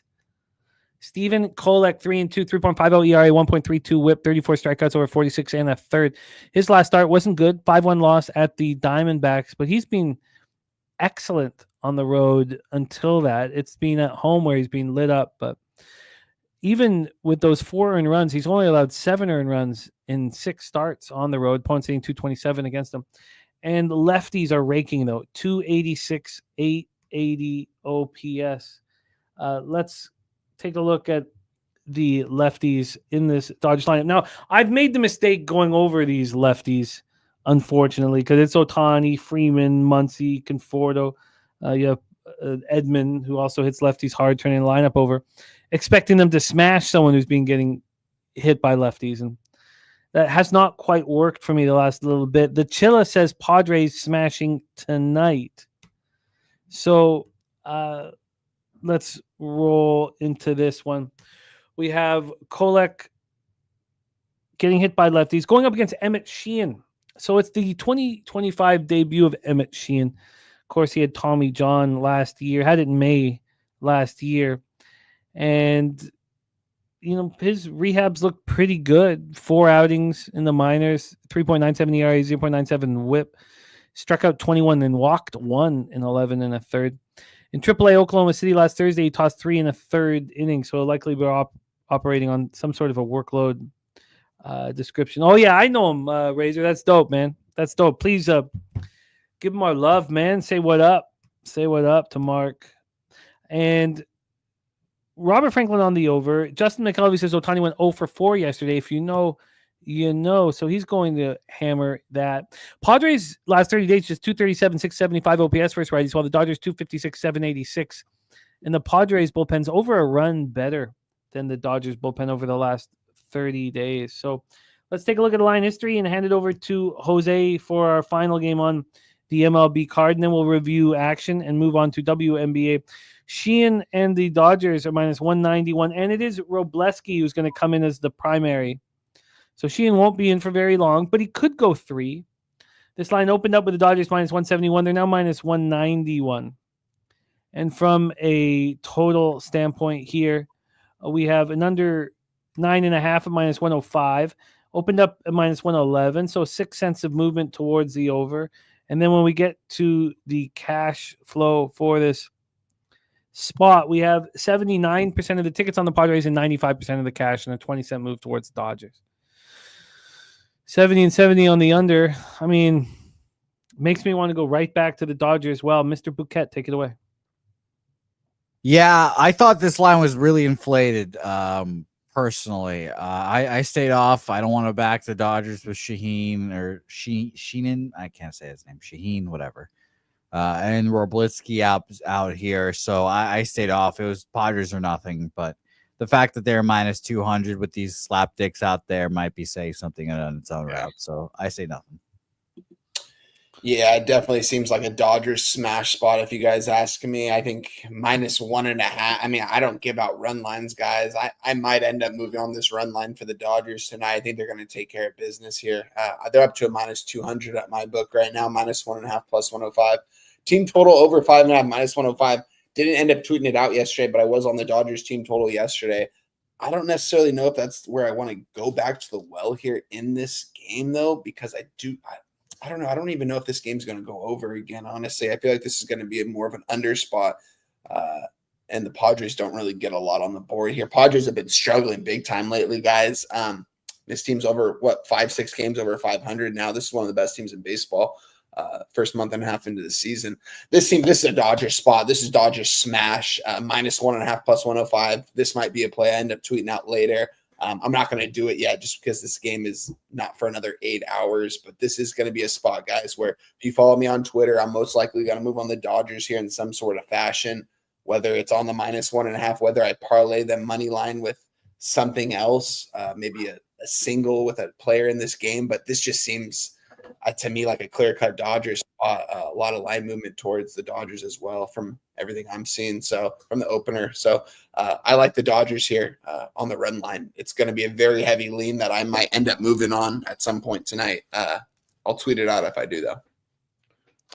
You know, an AM is only spot is the Mariners. Interesting. The Padres are 25 cents more expensive first 5, which is strange when you have the perceived advantage with the Padres bullpen. What it tells you is that who cares about that perceived advantage? 9 innings of the Dodgers is what you want. Yeah, 9 innings of bats. Very, very interesting. I mean, what should I guess because the market is saying that the Padres are live first 5 and that Kolek is, likely to be better than the Sheehan Robleski 1-2 punch. But let's just compare it to something here. So let's compare it to. Okay, so the Cubs are minus 155 at home. They're minus 155, and then their double result is plus 160.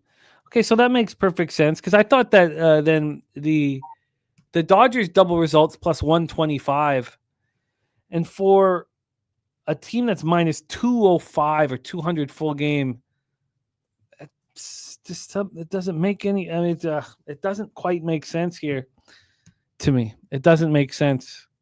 So they're telling us that Kolek has a real advantage over Sheehan, and that maybe the best move would be to move on the Dodgers live. What is your expectation of the Sheehan and Robleski, Jose? I don't know. Honestly, I think probably combined they give up 5 runs. And I would say 5 runs from the team total, like not team total as in the bet, but as in the whole. And then the Dodgers probably score 8 and just be a high scoring game. So, I'd lean over for sure, but that seems a little bit too easy. I could see a high scoring first 5 and a low scoring full game. Like this end up somehow going over the first 5 and end up somehow going under the full game. I know the first 5's a 5.5 and the full game's a 9.5 right now. And I don't think the Dodgers are going to bat in the bottom of the 9th inning. So it's definitely, I don't know. That's a little tricky for me. I don't know. If something tells me there's going to be a lot of runs to start off the game, and if we can move on the Dodgers live at some point, maybe the Padres get on the board first in the top of the first, they still have those bats in the top part of the order. And if they do, I will be moving on the Dodgers money line, but we're not going to get that much of a better price. Even if the Padres go up 1-0, what are we going to get at Dodgers? Minus 160. I don't know, something like that. It won't be too affordable. Very, very expensive. Yeah. A very, very interesting spot. Padres to score first is minus 125. Wow. So what is it? Minus 125? Yeah. If they go up 2-0, what are the Dodgers live, guys? Minus 120? No, I would still say minus 150. You'd say minus Really? 150? If Really? the Padres go up 2-0, we think minus 150? Yeah, in like the first 2 innings, yeah. Because I've seen the minus 160 when they go down 1 run. I saw that like within the last 48 hours. I was watching that clearly. So I think 2 runs would be minus 110 or plus 100. 110. Yeah, I was being a little less generous, I guess you could say. But I mean, if I can if they go down 2-0, if I can get a minus 110, that's a full unit live bet right there on the LA Dodgers. Because I've seen these guys, they need the full 9 innings, and they take care of business, man. They really do. Yeah, they do. They do that lineup you want for 9 innings.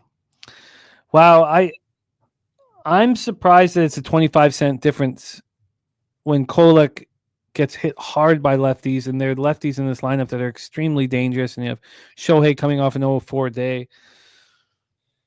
I thought that I was going to be on the Dodgers, and even that double result is fishy. It feels like the market's saying, don't pre-bet the Dodgers. Just sit back and then bet them live. Yeah. Serious Business says Dodgers not to bat in the 9th is minus 130.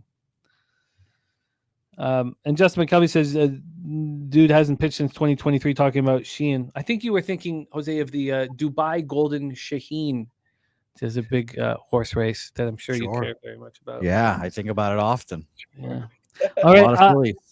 I've got more time here with the Dodgers minus 1. We have our guy Billy Brisbane backstage ready to attack our lone WNBA game. And if we feel like a group that needs more action, doesn't it feel like we're a group that needs more action? Fox, speak for yourself. I'm good. Okay. By the way, so we are in talks now for a monthly poker tournament, and I and us at Pub Sports Radio will not be allowed to talk about it. So it'll all come out from Pub Culture TV. So Pub Sports Radio will not tweet out. We'll have nothing to do with it. But we as individuals will tweet it out. So we are going to go back to a monthly poker tournament, and it'll be on Friday nights. And we're really excited about bringing it back. So for the poker players in the house, we are bringing it back. We found a loophole. And what's life without these goddamn loopholes, man? Yeah, I so need more cowbell. Review all MLB action here before we get into WNBA.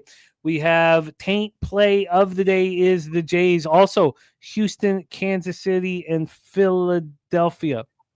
AM, yes, you can, but you must keep the camera off. Must be just for your own personal satisfaction. We have Stacks play of the day, Diamondbacks team total over 4.5, and Jose Ramirez over 1.5 bases. Mally Mal play of the day, Nats over 9.5. Pig Milk play of the day is the Brewers money line for Pig Milk. So TC is not alone, and I got to rock with Billy Friedrich's Pig Milk yesterday. Billy Friedrich also on Baltimore Tampa Bay over 9. He's on the Phillies minus 1, Rays minus 1, White Sox first 5 plus a half. Trill OG play of the day. This is probably music to the ears of Wine Time. Astros first 5 minus a half.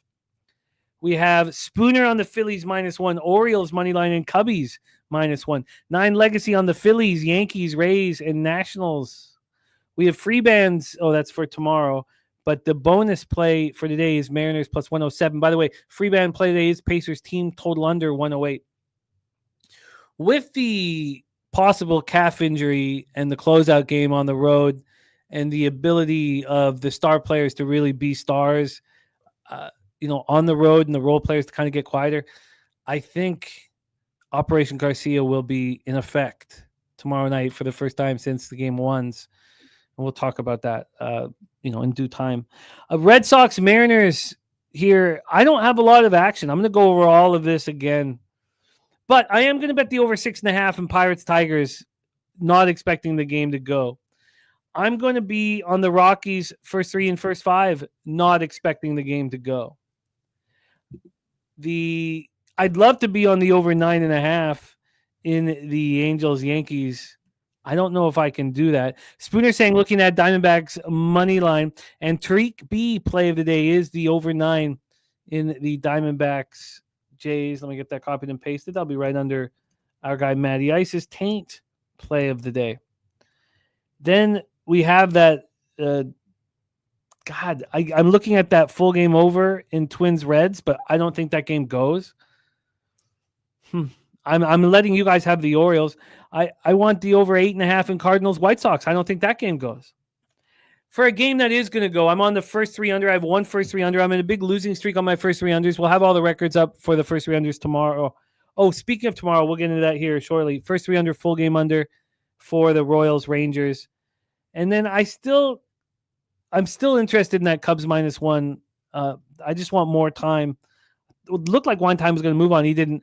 But, I'm talking about all this action. I don't have Logan Allen first 5. Yes, Operation Garcia would be for both teams. And I'll explain it a little bit more here in a second.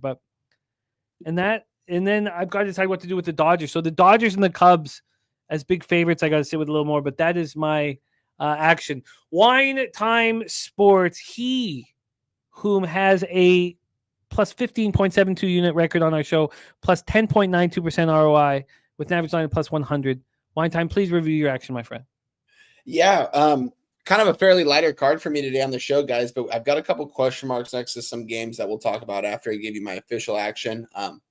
Phillies, Marlins over 8, -120 to start off the card. We are on the Baltimore Orioles money line plus 102. Athletics team total under 3.5, -110. Got some question marks after my guy Jose ended up saying he was on the over 8.5 in that Mets Braves game. Had me put a question mark next to it, so that's something I'm going to definitely look back over because I know I initially said the under, but I mean, I just kind of want to see if this gets to a -120 juice the over. I'm going to definitely move on the over, but Cubs -1, -105, still affordable price I can get on. I have a question mark next to that. I have a question mark next to the Dodgers on the run line, -1.5 plus 105, but I think I kind of answered that already. I think I'm just going to end up moving live if I can. I'm not going to end up taking a risk and having them trying to win this game by 2 runs. I think I might wait. We'll still see on that. And another one, this might be something I might move on as we get closer to first pitch. Red Sox money line, -115. Seeing the line move slightly back towards their direction. It went down to a -111 on mine. It's back to a -115 right now. Let me refresh just to be sure. Let's see here. -117. Wow. So it's up to a -117 now on my site. So definitely like that for the Red Sox, moving it back in their direction. I'm probably going to trust Crochet here in this spot. I'm going to look back over this game and I'll tweet it out before first pitch, at least 30 minutes before. And if so, be on the lookout for that, guys. But that's my action. Just 3 plays officially as of right now, but I've got a couple question marks next to a couple games. Card's kind of lighter today. There's just so much rain going on in this weather report, and not enough correlates for me, guys. I know I usually have a larger card, but you know what? We're going to still get those winners today, and let's just get that ROI continuously up, get those units up, and let's just keep winning, guys. Thanks for having me, as always, Jim. Love doing the show with you, my guy. I'll be back with you on Friday, and catch us, me and Spooner, live on Sunday, walk-off wagers, 11 a.m. Eastern Standard Time, 8 a.m. over here on the West Coast, man. We had the best show of our year last Sunday. We got Spooner said he wanted 1,000 views. I said I wanted 150 plus likes. We ended up getting 160 plus likes, over 1,000 views. So shout out to all you guys. It's you guys, not us, that are supporting it. So we appreciate that, and continue to support us over there. We're going live every Sunday, breaking down the entire MLB card, bringing on guests. My guy Jose on the 1s and 2s. He gave out his first official say hey plays on walk-off wagers, and it was the Boston Red Sox money line on Sunday. He took care of business there. What do you got that look on your face, Jose? I was like, what did I give out? I was like, did I win? I Red Sox. I took the Red Sox with you, but you took the Angels with me, but you didn't end up giving that out on the show. But so you're 1-0. I think you and Big Boss are both 1-0 on the show so far. So shout out to you guys for that, and some nice plus money as well. Jimmy, always a pleasure. Jose, always a pleasure. Kill that WNBA with my guy Billy B. Give me a follow on Twitter, Wine Time Sports. Love you guys, man. Let's get paid. There he is, Mr. Wine Time Sports in the house, star of Walk Off Wagers, delivering the goods. Mr. Bouquet, before we get into WNBA, please review your action, my friend. Yeah, I'll be quick about it. Reds money line -127, the under 6.5 in Boston, Seattle, even money. Mets, Braves over 8.5 -115. Orioles money line plus 102, excuse me, and the under. And KC, Texas under 8 -105 for me. Official there.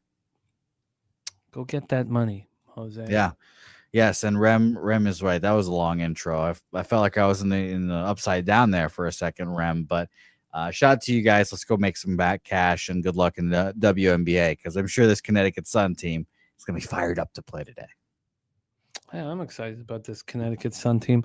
Let's bring on our guy, and good God, I mean, just getting too cute with the action. Aces first half team total under, loses. Full game under for Aces, cashes easily. The Mystics first quarter, first half, I lose both of those. They cover the full game. Getting too cute made me extremely angry. Now I need to climb out of a hole that I have dug for myself, but I've just the man to help me climb out of it. Please welcome from South Jersey, one of the stars of our hit show, The Locker Room Talk podcast, and a phenomenal NBA, WNBA capper, as well as NFL, which is not too far away. Please welcome our friend, Billy Brisbane. Brizzy, what's good, man? How are you?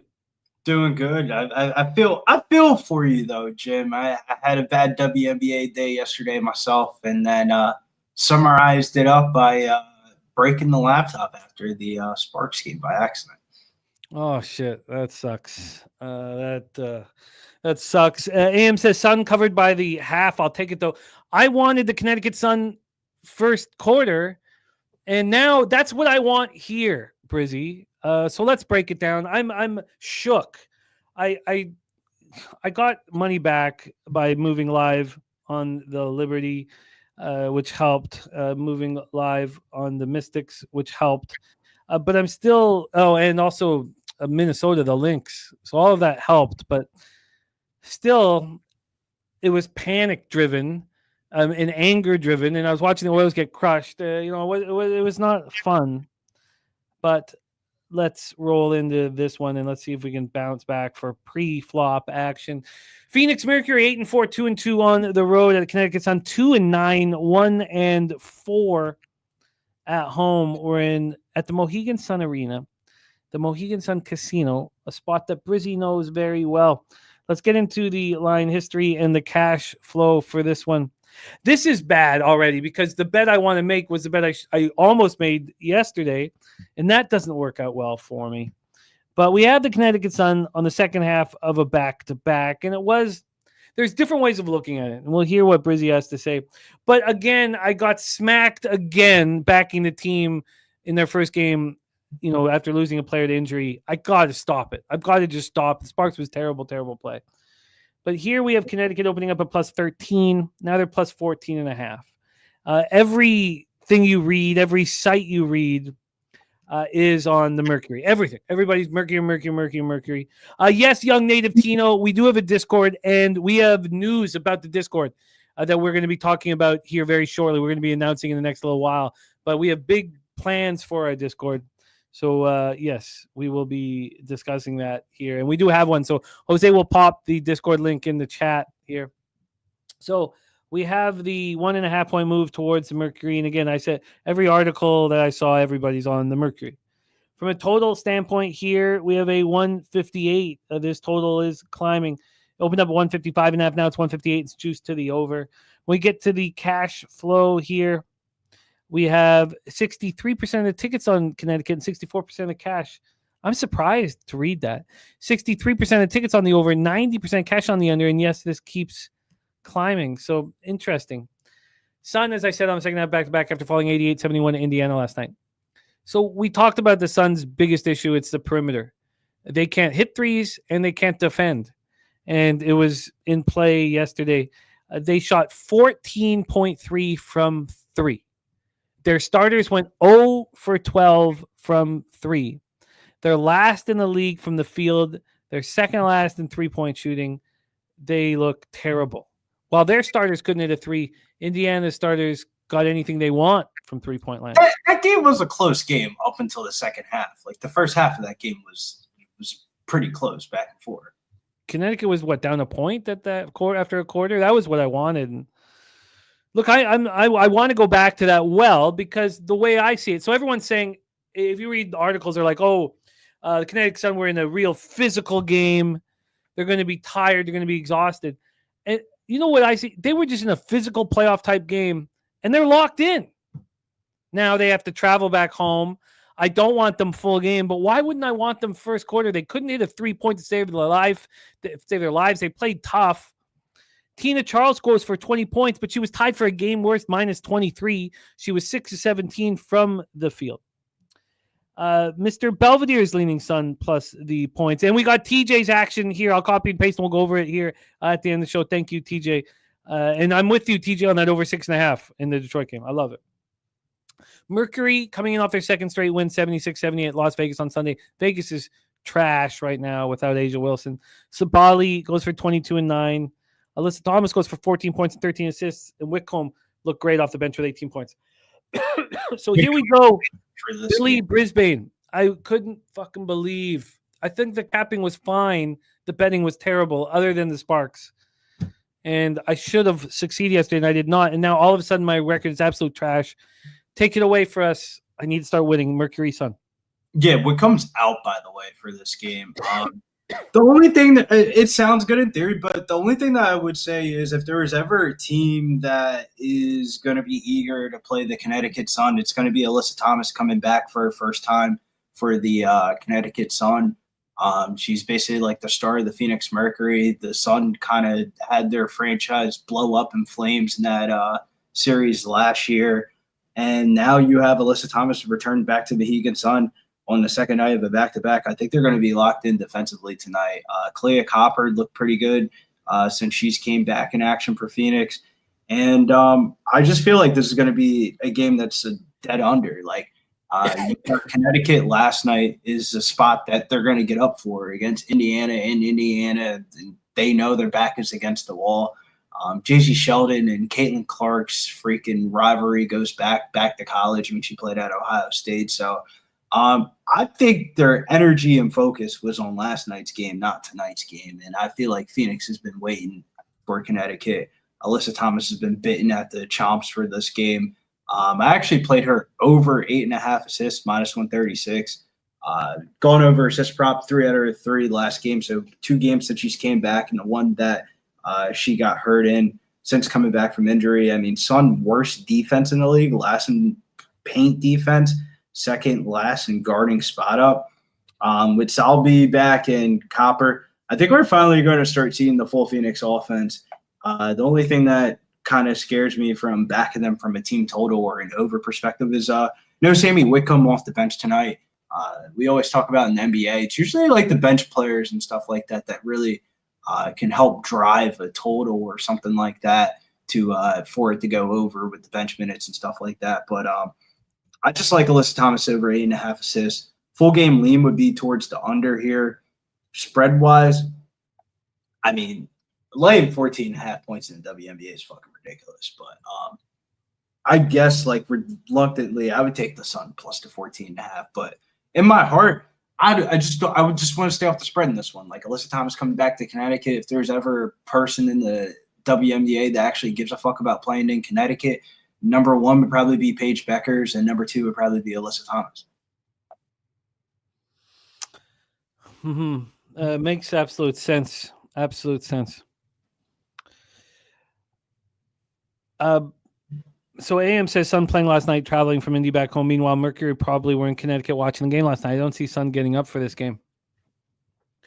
I think that the Sun are still in sort of, I can't call it playoff mode, but and look, I could be wrong here, but I think, and James A saying Mercury on the front end of a back-to-back, which will change. They'll drastically change not drastically, but it'll change their player rotation. They're at the Liberty tomorrow night. Yeah, I like the over. I was going to ask you in the DMs, but I guess I'll ask you now if we could like review the games for tomorrow, because I'm probably going to bet the games for tomorrow tonight. And I like the over in the Phoenix New York game for tomorrow. One of those type of games where you play like one of the worst teams in the league, and then you play the best team in the league, and it's like creates an over spot. And then in the other game is Indiana versus the Golden State Valkyries. Man, I hate to say it, but fuck, I guess we got to do it. We got to take the plunge with the Golden State Valkyries tomorrow, plus the points against the Fever.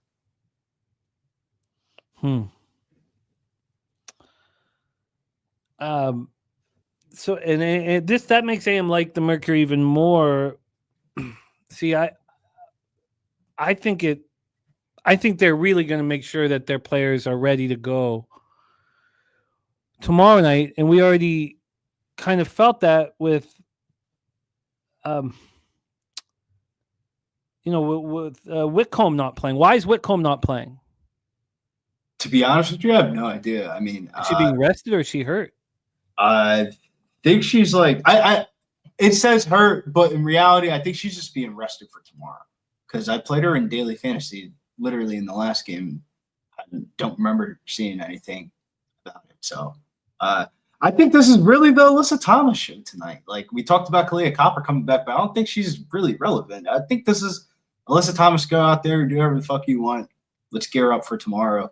The only thing that scares me a little bit about tomorrow's game is like it is the New York Liberty defending champs, but the East to West Coast matchups don't matter as much in like just in general. I feel like in sports for NBA, for basketball and WNBA and stuff like that. But I don't know. Like obviously they would want to win the New York Liberty game tomorrow, Amazon Prime game, but I know Alyssa Thomas is pissed the fuck off about how shit ended in Connecticut. Like her and her significant other, Dewana Bonner, both got they said, take your bags and get the fuck up on out of here. We're gonna redo the franchise. And now we got Marina Mabry and Sonia Rivers doing TikTok lives together and stuff like that. We're gonna have to get a clip of that. But I will say though, full game, I would take the Suns plus the points. Nobody wants to do it. They'll tell your buddy that you placed a bet.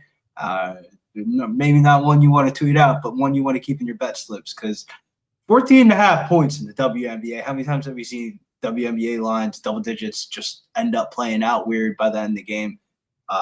Connecticut Sun, I would say the only bright side about them is team chemistry and team morale. Definitely up. This would be one of, I would say, the most popular teams on TikTok right now for like live videos and stuff like that. And it's definitely has translated into somewhat of a better offense. Granted, it doesn't look like that in the final box scores, but from where they were from day one to where they are right now, it's significantly better. Well, I'm interested in the Connecticut Sun. I just, all I wanted was first quarter. I think they're going to be ready to play right off the hop. My concern is them as the game goes on, but that concern is being weathered a bit by the Mercury. I think they're going to want to put their players with an opportunity to succeed on the second half of the back-to-back against the Liberty tomorrow. So I think they will not push the minutes. Yeah, if you're the Mercury tonight, the game plan's got to be, we got to come out here and blow this team the fuck out so we can rest everybody by halftime. And well, it's a little different than the way what AM's thinking, but he thinks that they make sure you smash Connecticut because you're going to lose tomorrow. I'm going to sit with this a little longer here. Brizzy, what are we making official for you? Alyssa Thomas over 8.5 assists, minus 136. I think regardless of how the minutes go tonight, I think that she's going to be productive. But if you're the Mercury tonight, you got to get up. I think the way the Sun win this game is a backdoor cover, because with some of these shitty teams in the league, you see it with the fucking Chicago Sky all the time. Some of the bench players are better than the fucking starters. Like, Haley Van Lith should be in the starting lineup. Sonia Rivers coming off the bench. This bitch was like top 3 scorers 2 months ago in the NCAA fucking tournament. Like, some of the people that are coming off the bench, or like some of these people that are in these front offices, are like really like getting these teams as like tax write-offs, and they don't really give a fuck. Like, they sell a couple tickets, a couple jerseys, and they're like, all right, I got my money for the year. I'm good. Unless you're like one of the top 4 teams in the league, I feel like some of these front offices are just like really not paying attention. Like, you draft Anisha Morrow as the 9th overall pick, and she's coming off your bench getting 8 minutes a game. The fuck did you draft her for? Look at what Kiki Efren's doing over there in Washington. The Mystics look very good. They do. I cannot believe that they covered and I lose both my bets yesterday. Brizzy, what do you want to make official for tomorrow's card? We're waiting for the lines, but I'm definitely going to be moving on to over in Phoenix, New York, if it's under 170, and Golden State, Indiana. I think that line's going to be 5.5, 6. And that 5.5, 6 is going to be that nice little indicator that the Valkyries are live to win this game. Indiana a little bit happy coming off that little Commissioner Cup win. The Commissioner Cup confirmation, a little bit of celebration last night. Caitlin Clark all pissed off and shit. Now you're going across country into Golden State against a Valkyrie team that, even though they have a lot of players going for Eurobasket, it's kind of like one of those spots where it's like the players that are there on the team want to play basketball and they want to win games, and they're winning games. They've looked really fucking good. They've been one of the best first half ATS teams in the WNBA. If you want to go first half of a full game, I can understand that, but I like Golden State. Is there a chance that you can join us tomorrow? Because they're deciding whether they're going to do surgery on my shoulder. So tomorrow is betting with Bouquet, and it would be great if you could join them and talk WNBA. For sure. Okay. I just got to check Thursday. Yeah, me and Joey have the PFL thing, so that's at night. Yeah, we'll be. That would be huge. That would be huge. I know that that Jose would appreciate that very much. So on the shoulder surgery, that's. I don't know. It's either steroids or shoulder surgery. They make the decision tomorrow, which is good. I got to get back. Got to get back playing ping pong, man. Got to get back on the ping pong tables. Yeah. So that's about that. So I'll find out tomorrow. Get this fucking thing fixed, man. Couldn't play ping pong this past year, man. Matty I says, Royds, yeah, I don't want the surgery. The surgery's going to always, I don't want that shit, but we'll see. Thomas over 8.5 assists, minus 136 for Brizzy. And I expect to be on the Connecticut Sun. Do we think that this line is going to move further? It's not been affecting my stroke game. Stroke game still strong, Mr. Belvedere. Do we expect this line? Because every article is on the Mercury. Everybody's saying this is so easy.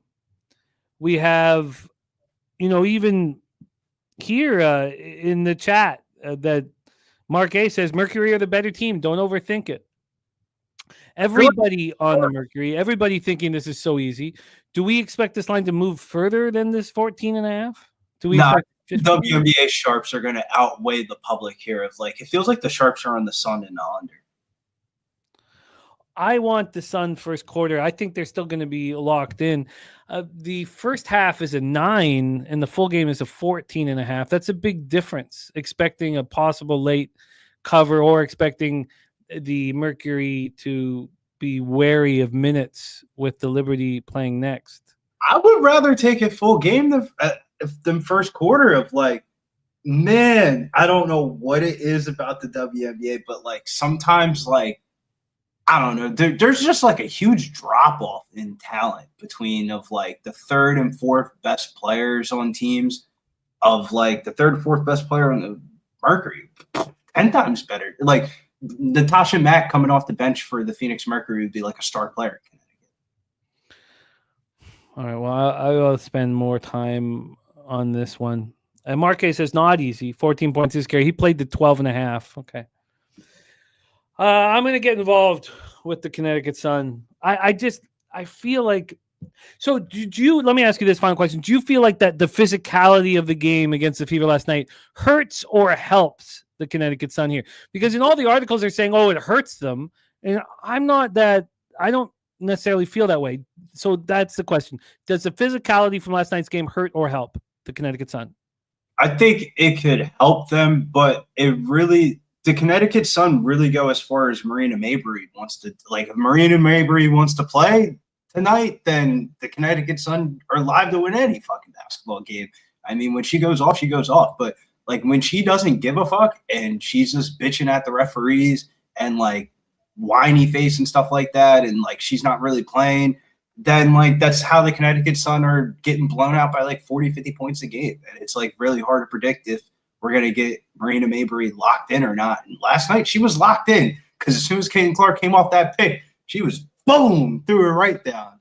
I think they don't give a fuck tonight. And if they do backdoor cover this line it's probably the bench players that haven't really been playing like that, like the Anisha Morrows, the 9th overall pick, the Sonya Rivers that's been coming off the bench for JC Sheldon and stuff like that. Like if you're Sonya Rivers, you see JC Sheldon go out there and basically just foul Kaden Clark the whole entire time and put up no fucking points. I'm going out here and like, fuck that. I should be in the starting lineup. I'm a fucking top 5 pick in the WNBA draft. All right, I got lots to think about with this game here. I'm right at the point now, where it lost some money yesterday, more than I wanted to, where how a sport can get away from you? I definitely do feel you. It's a weird one because, like, if the Suns bench outscores the Mercury's bench, then they backdoor cover this line. This is what quarter does that happen? All right. Great stuff, Brizzy. Thank you for that. And Brizzy, Alyssa Thomas over 8.5 assists minus 136 is official for Brizzy. I couldn't, Nasty. I could still beat him. I could still skate. Skating's not a problem. Skating's not a problem. Skating, I could destroy him. It's just the issue is, do we want to get everybody to a rink and rent it out when we're in San Antonio all lit up? Look, money talks. Brizzy, you're the man. Tell us a little bit about the big PFL show on Thursday and the Locker Room Talk podcast this week and the big early start for our Saturday live stream. Yeah, if you're not, maybe you don't like MMA too much, maybe you don't give a fuck about MMA, this would be a good week with the dog days of summer coming up here. No NHL, potentially no NBA, depending on how tomorrow's game goes. That's why you got to turn into the show to see who we're picking. But depending on how the weekend goes, the UFC is going to be the only show in town. That's why you got to watch Locker Room Podcast. We got UFC Baku coming off this weekend, 12 o'clock p.m. is the Saturday live stream. And then me and Joey going live tomorrow night. PFL predictions tomorrow night, 8 o'clock p.m. And we got Millie Mills got the interview with Archie Colligan up on the channel here. He's in the future bout of the night. He's going to be thrown into some parlays. See who else we're throwing in parlays tomorrow night, 8 p.m. PFL World Tournament back in action. I love it, Brizzy. Thank you so much for making time for us, my man. Any last words for the Capper Sport in the show? Top FN here. I kind of like that same game parlay outside of the Thomas points. I might circle that because if the Sun covered that 14.5, like Marina Maybury has to be irrelevant. I'm gonna circle that. I might tweet that out as like a little DJ play. I love it. I love it, Brizzy. Thank you for your time, my man, and get that cash and check out the Locker Room Talk podcast. Yeah, Spooner, I'll hit you again, and I tried to explain it here. So the Rays are destroying lefties, 271, 787 OPS. So then not only does the market move towards the Orioles, but it doesn't. It's one thing if it doesn't work with my numbers, but now it's going against the numbers. I have a Rays bullpen that's the second best in Major League Baseball over the 30 days. Against the Orioles bullpen, that's much improved, but they're still allowing 1.3 more runs per 9. So it's in that the zigzag. I could see the zigzag, but I didn't have anything that correlated with it, so I stayed off. Here, it's actually going against it. It's going against it.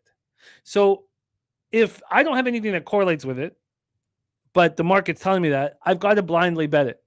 But if the market's going against the numbers that have been created here, and I'm supposed to just say, oh, the market's doing this, so put a line through the fact that the Rays are raking lefties. Put a line through the fact that, and something I've said vocally here on the show, is that these Rays starting pitchers are getting more comfortable here. And then you talked about Rogers, being from New Mexico and being a Florida guy, but Bradley's been pitching in this ballpark like the others, and they're used to this hot weather with the wind blowing out. They're there every week. So as the zigzag with the Crochet Yarbrough start, I didn't have numbers that were heavily against it, and especially heavily against what I think is that these pitchers for the Rays are going to have an advantage against others in these conditions. So now I'd have to put a line through me stating that. I'd have to put a line through the Rays versus lefties, and I'd have to put a line through the Rays bullpen. And that's too much. So I can't just, I get it. The market is saying you guys are on the Orioles.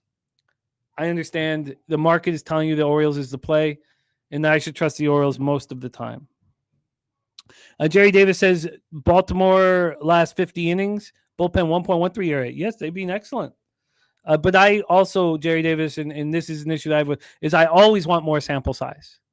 I always want the 30 innings. But yes, if you look at the last 30 innings, there's only one bullpen that's been better than the Tampa Bay Rays, and that's San Francisco Giants. That's it. One team over 30. So look, I just can't go against this stuff. Whereas in that Crochet Yarbrough, it was that these pitchers had just been hit hard by the situation, but it's not like the Red Sox are, raking lefties. We know the Yankees aren't hitting lefties very hard. Here we have the Rays, who at one point couldn't hit lefties, are destroying them. So I just look. It's not like I'm betting against you guys, and I love Trevor Rogers, but I can't put lines through that information here. That's all. Yes, again, you can look at it full season, 15th weighted runs created. You can look at it 14 days. I'm using 30 days, 14th last 14 days. A lot of different ways to decipher the information. And I know that you could create the information and set yourself up to back any angle, right? That's when we talk about how numbers lie and numbers, So I get it. Jerry Davis, I was not trying to get to Baltimore. The market's telling us that the Baltimore Orioles are going to win this game. And when I don't have, notes in front of me that were pushing me to the other side heavy, I'm not going to flip, is what I mean. If I'm just like, in between and the market's indicating that one side is bad, I should just blindly follow it. So, it's not that I don't trust the market. I trust the market very much. I trust the market very much.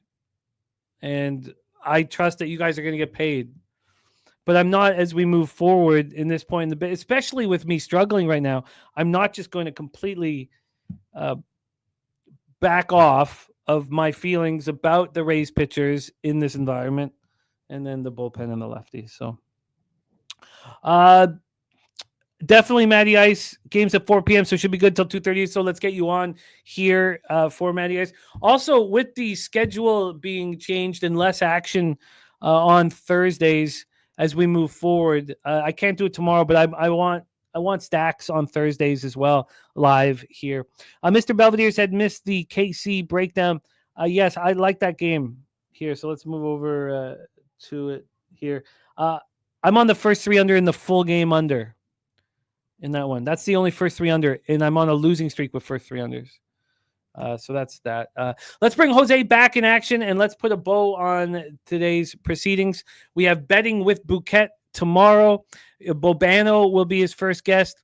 Going to go over CFL in the beginning of the MLB action. We have a huge card. I'll put the schedule up for you guys, and I will also have the records up to date too. So that will all be there for you guys. And then we have Spooner next. Spooner will be taking over from Bobano. So, and then Brizzy is going to close out WNBA with Jose. So, Jose and the crew are set up to succeed, and I expect that to happen tomorrow. Are you worried that if you get on the roids, your head size is going to grow and all of your hats won't fit? No, because that is facts. Our heads continue to grow, and our hats get smaller as they sit on shelves, which I'm soon going to have behind me. I need to have them up in the next 2 weeks. Yeah. Likely story that's coming back. I'll believe that when I see it. I have to have, because my friend who's going to do it, he's got a job in Montreal and he leaves in 2.5 weeks, so I need him here. Okay, we'll see. I don't believe it. We'll see. You're right. We'll see. But yes. So look, I don't want to. I don't know. Whatever. I just need the shoulder fixed, man. It's just such a pain. It's been a problem for a long time, and we need you back on the tables. I need to. Yeah. I need to get playing ping pong. It will slow you down though. Skating around in a sling when I dominate you. maybe instead of $100, we should bet $1,000. Maybe that will No. help get us to the rink. No, it's okay. I thought $100 is good enough. Why don't we go for $500? Because that will get us to the rink. No. How about we do $50? No, I just $100 is just not enough to get me to the ring. Can you add? How about $100 in your entire Caitlin Clark collection? Oh, you son of a bitch! How do we do that? I would never do that. How could you ask me for such a thing? How about my Tristan Casas card? I didn't even know who that is. Does he? What sport does he play? What sport does he play? That's hurtful. That's hurtful. Okay, let's go. Kyle Teal? Oh man. Ram, it was tough. I just can't believe the no-show, the blatant no-show. Bill Ranford was fucking pissed. Oh, every Oiler. Pete Klima was furious. I just can't understand Ekholm. Is he a bum? Well, Bouchard can't play in the defensive end. How many millions of dollars is that going to cost him? I just and fucking what's his name is Leon's about to be a free agent, so I'm interested to see what they do with him. Leon Draisaitl is signed for how long here? I think this is his last year, is what I heard. No, he's not. It's not a free agent. $7 million, I believe, is what he's on the ticket. No, that's not at all, man. What are you talking about? Maybe I'm talking out of my ass. Who knows? I don't do that often when it comes to hockey. So he signed through 2032-33. Right? Okay, that was close. All right. Oh yes, I understand that first goal, but Bouchard was a part of both those first two goals, but Bouchard couldn't get the puck out of his own end. Ekholm was so bad those last two games. I thought Ekholm was a top, honestly, and maybe I was just so wrong, but I thought he was a top. I can't say 10, but maybe like top 15 defenseman in the NHL. I was just so wrong. I mean, I thought that you could compare Ekblad and Ekholm, and I was so wrong. So wrong. Tough way to end the year. Justin, by the way, just to keep you up to date, it's 4 units on an ice skating race. Yes. Yeah, I dust Jimmy on the ice. Jimmy thinks because he grew up playing hockey, he can skate fast, but my Venezuelan legs will take me far. We just got to sweeten the pot. That's all. Sweeten the pot. Let's review all action here on the show. Mally Mal play today. Nats over 9.5. Billy Friedrich Pig Milk play today. Brewers money line. Billy Friedrich also on Baltimore Tampa over 9. Phillies -1. Rays -1. White Sox first 5 plus a half. Stacks play today. Number 1 Diamondbacks team total over 4.5. Stacks play today. Number 2 Jose Ramirez over 1.5 bases. +118. Trill OG play of the day. Astros first 5 minus a half. Spooner on Phillies -1. Orioles -1. Orioles money line and Cubs -1, and could possibly get on the Diamondbacks. Got to follow him on X. 9 legacy on the Phillies, Yankees, Rays, Nationals. Free bands bonus plays Mariners +107. We'll talk about his free band play today tomorrow. For question the in our race is the use of some device that makes you stand up on ice, when they're teaching kids how to skate, is that use of that device kosher? No, of course not. Okay. No. All right. I just wondering. No, I gotta ask the questions, Jimmy. I should probably let you use that because you'll. No, you don't have to. Around, but... I'll beat you anyways. Okay. For me, I've got to figure out this card now. This is the most important part of my day, but I'm going to be on the over 6.5 in Pittsburgh, Detroit. A lot of these games aren't probably not going to go. Rockies first 3 and 5. I'd love to be on the Angels Yankees over. I'd love to be on it. And you know what? I'd love to be on it. Then we have Treek B on Diamondbacks Toronto over 9. I'm going to be on the over in Twins Reds game. I don't know if that goes. And then not a lot for me. The over 8.5 in Cardinals White Sox. I don't think that goes. The one game that will go, first 3 under and full game under in Royals Rangers. I still need to study the Cubs -1 and the Dodgers -1. But I'm going to fade Verlander in first 3, first 5 in San Francisco. I'm going to be on Logan Allen first 3, first 5. A little nervous about that. But that is my action here. And then I'm going to be on the Connecticut Sun. And I got to figure out the best way to bet it. And I'm nervous. The season's starting to get away from me all of a sudden, which is awful. Brizzy gave us Thomas over 8.5 assists, -136. Brizzy's going to join Jose tomorrow. We also have Daryl Rice joining Jose for Game 4. Jose, you got a packed crew rocking with you tomorrow. It's going to be great. I know Daryl loves talking NBA with me, so I can't wait. Remo says, with Jimmy gone tomorrow, can we do the "Are you circumcised" poll?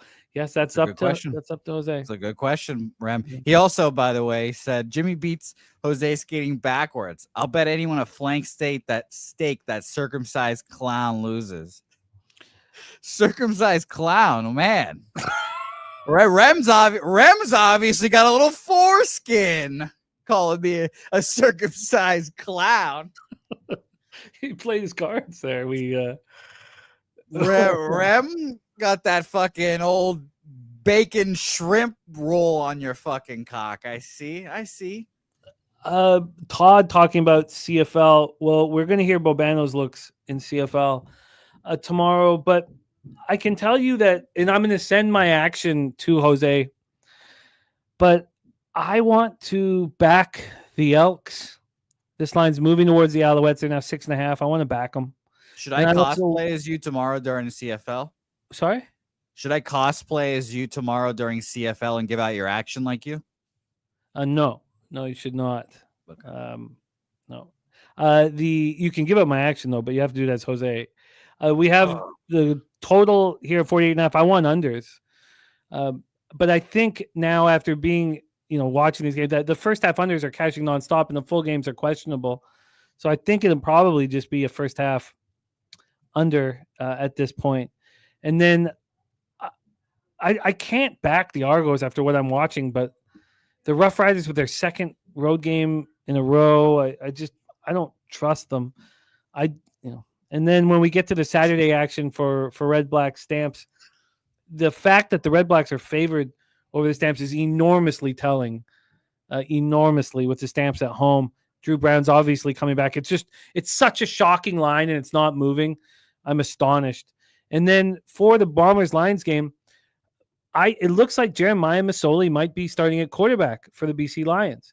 And if that's the case, I'll have interest in backing him. I just know, the line will go to 5.5 or 6. I think the line will go too far. And so I need to sit with this a little bit longer is all there. So there we go. And Kelly McKinnon says that you should use that fucking whatever it's called. I don't even know what it's called to help you skate, but we can discuss the semantics. Yeah, I don't know what it's called either. I was obviously struggling there. By the way, officially, Jimmy, one vote in the circumcised poll. That would be Remmost. Remmost, official first voter in the circumcised poll. And Nate, I was thinking it might be a walker, but I don't know. Who knows? Yeah, it's probably a walker. That is a plot twist. That is a plot twist. You guys... First vote tallied. Remmost. It is a plot twist, bro. He wants this poll bad. He wants it so bad he'll put his vote out there without anyone asking for it. At least you guys have a conversation topic when you finally hang out. I can't wait. Oh, that's so. Special. What was it like when you lost your foreskin? He was a baby. You can't remember? Late onset circumcision. I can't relate. I can't relate. You're the only one who has vivid memories. Vivid. Yeah. Again, how many people in the world they can say pre and post? I remember both. Oh yeah. Well, no, you'll hang out with my friend Paul Meyerhog. We'll get you guys together. Oh yes, the hog. Yeah, you guys can get. We'll just be talking hog the whole time. It'll be great. It'll be fantastic. But his was bad, man. His was 23 years old. That's well. See, that's very vivid. He might have fucked with the with the foreskin there. Now that's a lot of questions I've got to ask. Yeah. And I'll be the guy to ask him. I'm sure he's never been asked these questions, and I'll be the guy to sacrifice and do it. No, he's kept it very quiet. Well, good. I can't wait. I hope he's a comedian, correct? I hope he's a comedian for next Pubapalooza. He's a very funny comedian, very funny. Paul Meyerhog.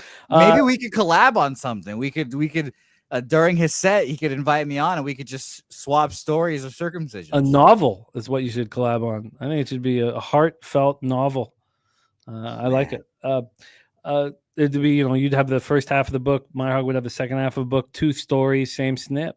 That's good. I kind of want, how there's like holographic stuff where you move in and the picture changes. I kind of want it to be like a carrot, and one side it's the carrot, and then you flip it or whatever, and you just see the knife go through the top of the carrot, and then the carrot is just topless at the second half. So I'd like that. That'd be kind of good. That could be for your children's story, though. I think it needs to be more graphic for the adult novel. Yeah, it needs to be. Do you think it should be like a paperback, and then just be the whole thing is just the foreskin coming off, like unraveling? Maybe.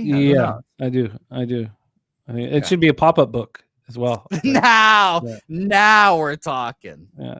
For the children's version pop-up book. Yes, I would. Again, hopefully the Hog has fucked with it, and then we could, and it'd be a whole thing. Apache Storm, Kaylee Cooper to open the scoring here for the Phoenix Mercury from Apache Storm. Mr. Bouquet, please review your action, my friend. Oh yeah, this is a gambling show. I forgot. I'm on Cincinnati, minus 127. Boston, Seattle, full game under 6.5. Put the crack pipe down. I said no, Nancy Reagan. I said no. And I don't know what Nancy Reagan looks like. I couldn't pick her out of a lineup of old people, but I know she could suck a mean dick, apparently. Mets, Braves over 8.5, minus 115. And I have not experienced it firsthand, but even at this ripe old age, I'd volunteer. Baltimore money line plus 102, and Texas, Kansas City under 8, minus 105. DJ Big Boss has told me stories about the gums, man. So I'm just interested. As you should be. Yeah. I will suddenly not be interested at one point, but the interest will peak. Yeah. Eat a sandwich, throw on the TV. You'll find yourself interested again. And that's the beauty. It'll be that quickly. Yeah, that's the beauty of it. Thank you all for rocking with us. Spooner, Rem Most, How to Hoop, Red Beard, Mr. Belvedere, Big Daddy Boom, okay, Leo Leon in the house, Chappie Funk. I'm going to reach out to you, Chappie Funk, this afternoon. Nasty Nate, Justin McKelvey, Kelly McKinnis, Jermaine, Todd Clinton. Thank you guys so much for rocking with us. AM Nutflush Allen.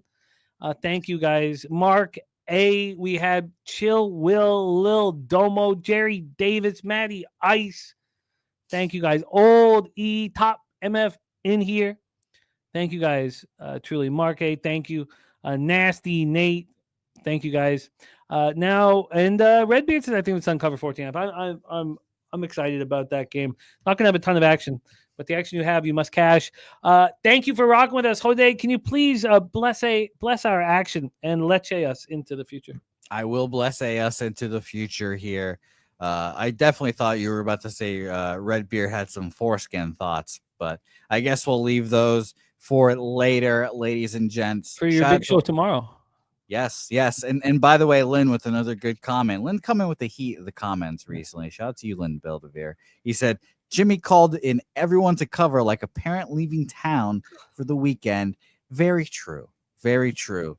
So shout out to all you guys. Come back here tomorrow. A little betting with Bouquet action. You heard the guests. We've got Bobano. We've got Spoons. We've got Durrell. We've got Billy. We've got everybody coming in here. So shout out to all you guys.